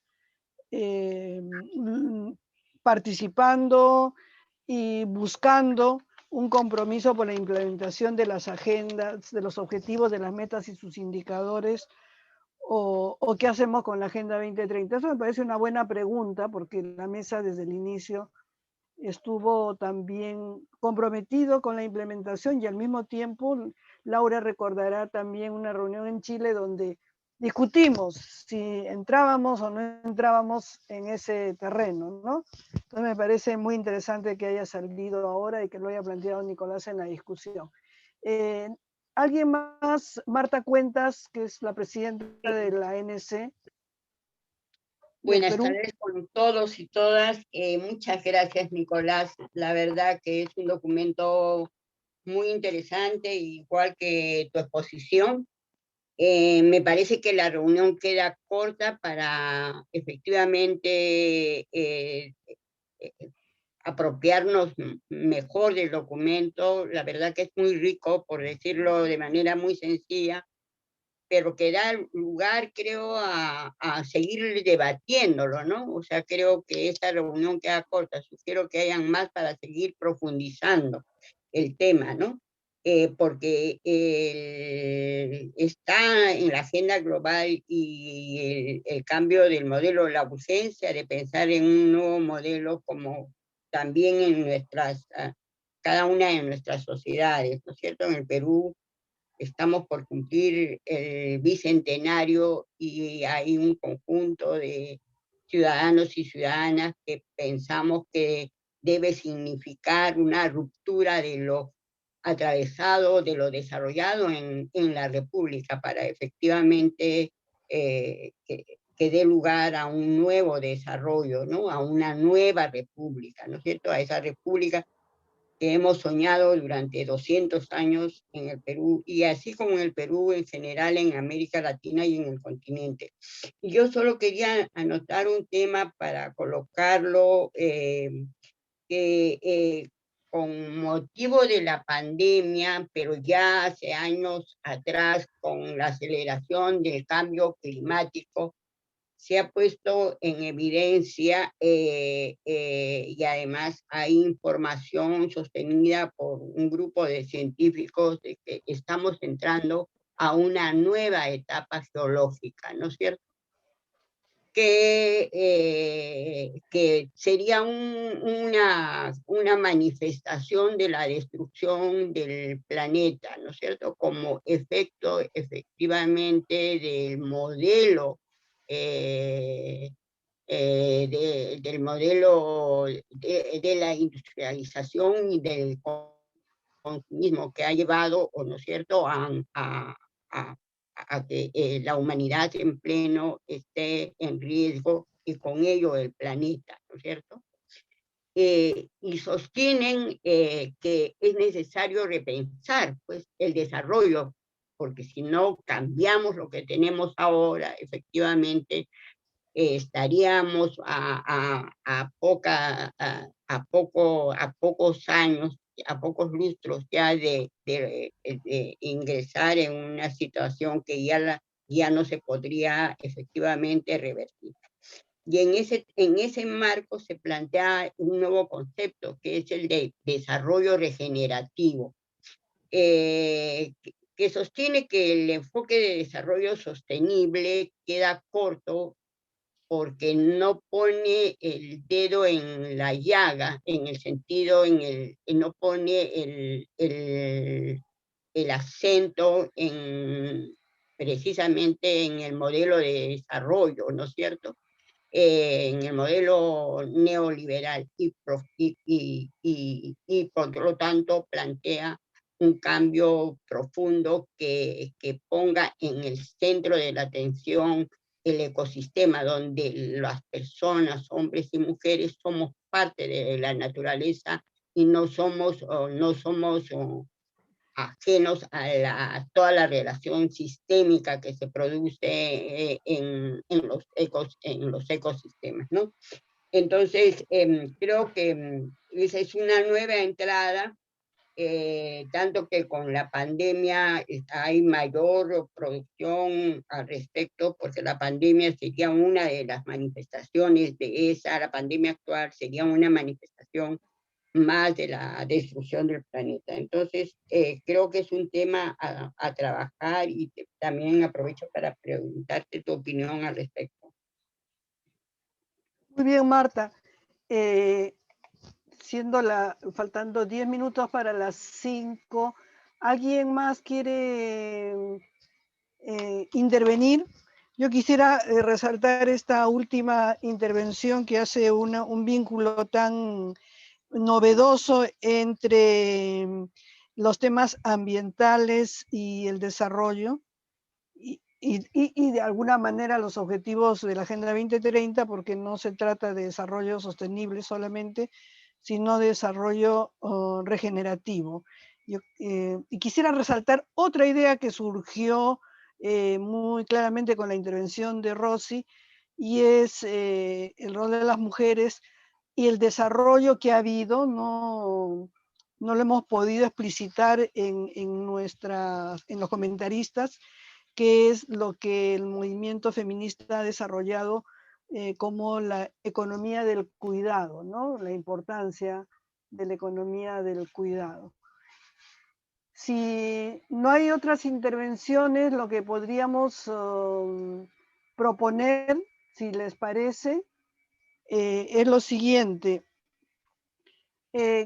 Cuando leí el texto de Nicolás y ahora con la intervención de Jonathan, varios de nosotros venimos también del mundo de la academia, de haber sido profesores universitarios o ser. Pero me he sentido tan, ¿cómo diré yo?, apabullada por las lecturas que Jonathan ha mencionado con tanta familiaridad y fluidez, que creo que hay que hacer una revisión de este tema, que podríamos traducirlo en un conjunto de subtemas para hacer seminarios o talleres más cortos, con este planteamiento que se ha hecho desde sedes de Argentina, que es si lo que reflexionamos no está al alcance de las organizaciones y los movimientos con los que nosotros trabajamos, que son los que van a producir los cambios, o que son las bases de los cambios, creo que es como que estaríamos incompletos. Por eso es que hay que traducir lo que trabajamos en elementos transmitibles, porque no creo que haya un problema de comprensión, ni mucho menos, sino de información y de capacidad de transmitir la información de manera adecuada. Ahí de repente con Rosy podemos tener un chat especial para ver cómo, con CEAL o con la profesora Laura también, para ver cómo retrabajamos estos temas en esa perspectiva. Entonces creo que Rosita, ¿quieres hablar? No. ¿Sí o no? No, bueno, sí, digo, me parece interesante hacer este debate, profundizar en los feminismos, profundizar en estos procesos más locales. Por supuesto, podemos ir pensando al respecto. Ya. Sí, sobre todo por lo que se ha mencionado reiteradamente, que tú lo has mencionado también, Marta, y otros. Este es el tema del cambio de modelo, que compromete multidimensionalmente los aspectos de la vida de la gente, pero es multiactor. Y los sectores dominantes, política y económicamente, no van a querer transformar la realidad. La transformación tiene que venir desde abajo, ¿no? Todas han venido desde abajo, Chile y el movimiento de jóvenes, y lo que estamos viendo en muchos mucho en nuestros países.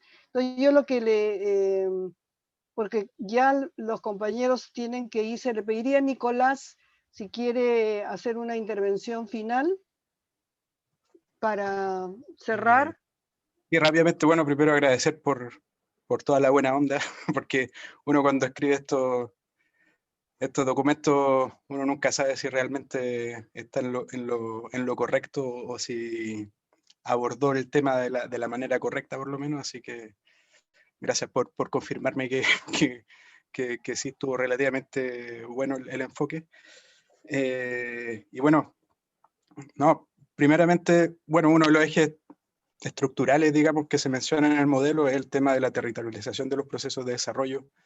Por lo tanto, siguiendo lo que dice Rosy, lo que mencionó Jonathan, de seguir explorando, digamos, las experiencias empíricas y enriquecer, digamos, el modelo a partir de experiencias empíricas, me parece que sería interesante poder trabajar con CEDAL y con todas las plataformas de la mesa que tengan experiencia al respecto de cómo se puede efectivamente impulsar y acompañar procesos territoriales que justamente donde tiene mayor incidencia el tema de la regeneración, de las prácticas regenerativas, digamos, la agricultura, la economía del cuidado, como mencionaba Pina, etcétera. Así que eso sería un punto de entrada interesante para poder seguir profundizando en base a lo que es el documento.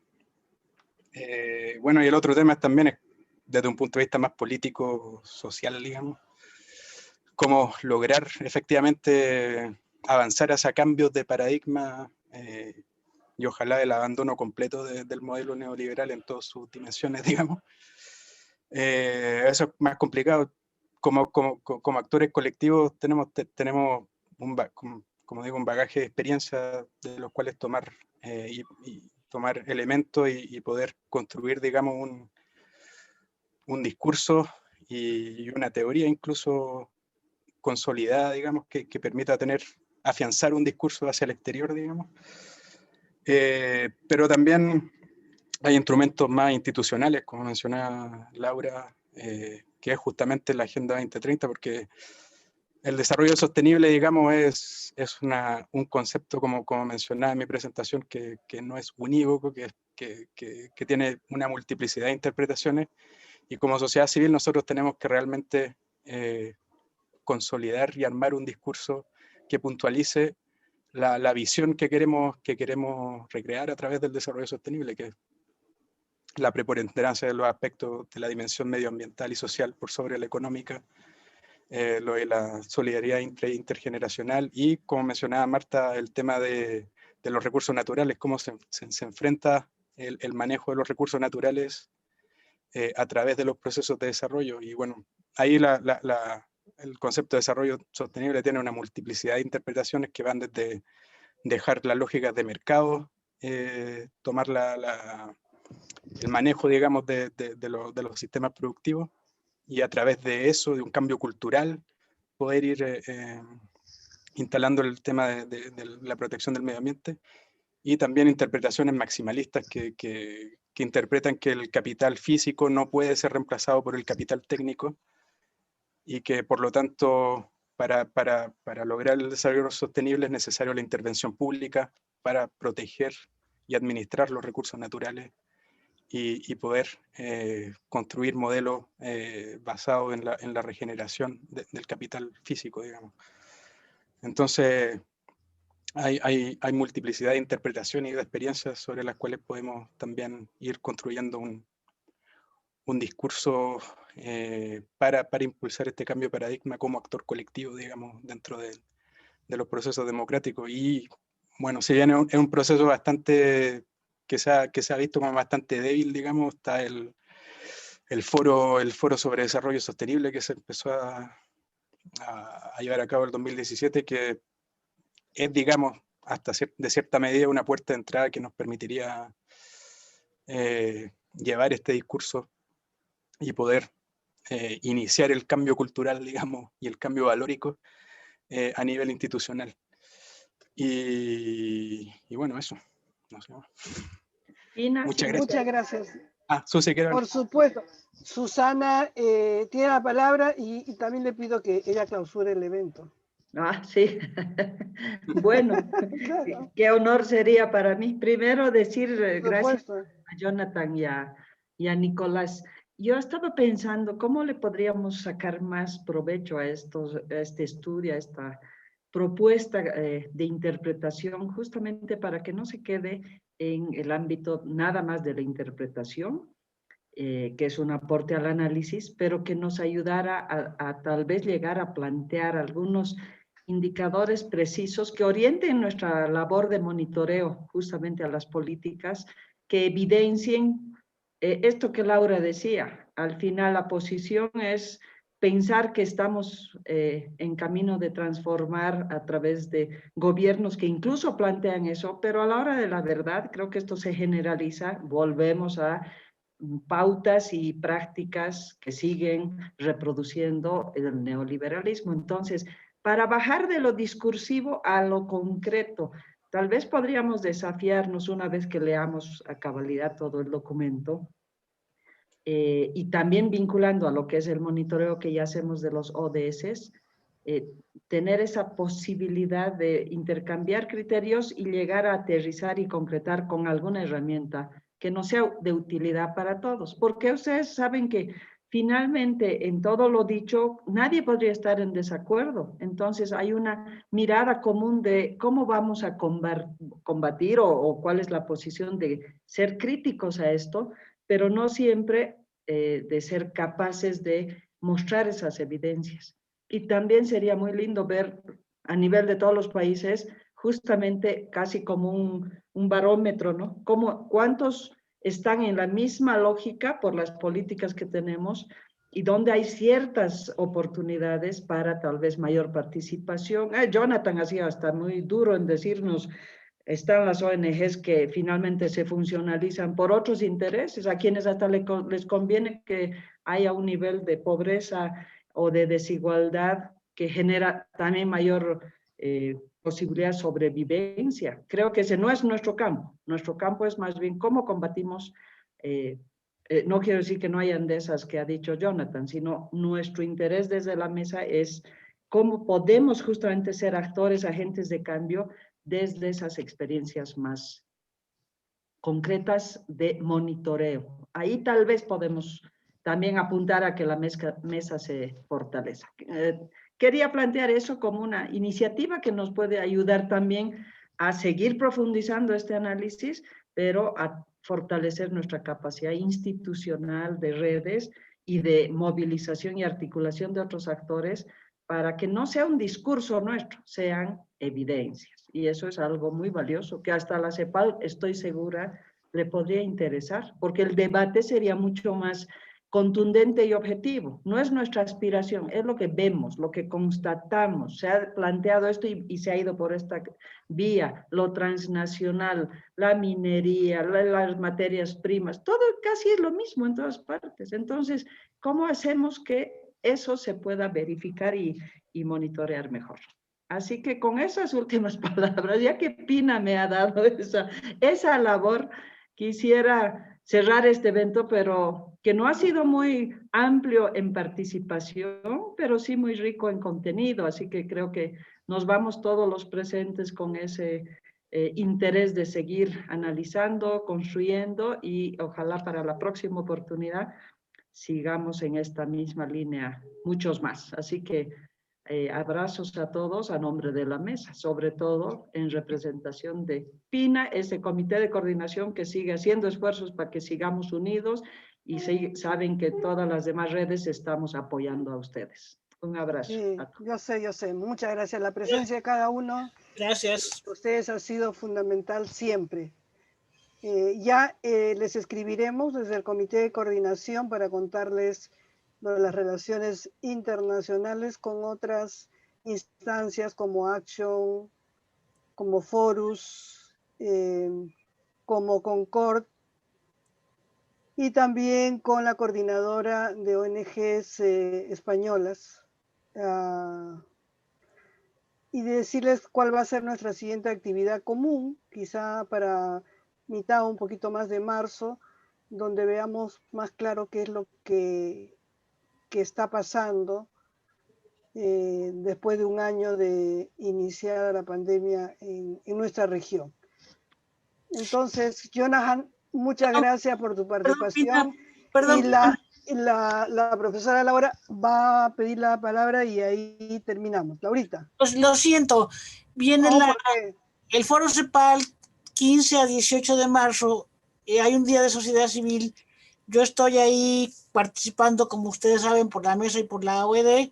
Voy a ser panelista, no sé qué voy a decir, me toca la mesa 2, que habla de la crisis, entonces retomaré desde luego lo que aquí hemos platicado, pero ojalá podamos registrarnos y participar en quienes podamos y nos interesen en el foro de CEPAL que va a ocurrir estos días de manera virtual. Ya está abierto el registro, entonces, y bueno, yo ya estoy invitada por Alicia Bárcena para ser parte de una mesa, en la mesa 2 que tiene previsto para el día 17. Así que espero representar bien a la mesa de articulación y recoger lo que aquí... Y ¿te acuerdas, Pina, que habíamos hablado de una mini declaración? Yo te dejo a ti esa tarea otra vez para ver si sondeamos y podemos tener a lo mejor un par de hojitas o 3 de posicionamiento de la mesa ante el foro de CEPAL. Eso es excelente. Eso quería decir. Muchas gracias. No, y gracias. Saludos a Alicia Bárcena. No sí me conoce, pero bueno, he sido invitada por estar en la mesa de vinculación, ¿no? O sí, sea, claro, por eso representando. No como pueblo, sino como parte de la mesa de vinculación. Jonathan, muchísimas gracias por tu intervención tan rica y nos has dejado con una bibliografía a revisar que espero podamos contar contigo para esto que estamos pensando de hacer mini seminarios. Muchas gracias a todos y a todas por su participación y nos veremos en la próxima reunión y prometo poner en la lista a Liliana Rodríguez. Gracias. Gracias. Un abrazo, hasta luego. Gracias, chao. Gracias. Hasta luego, chao, chao.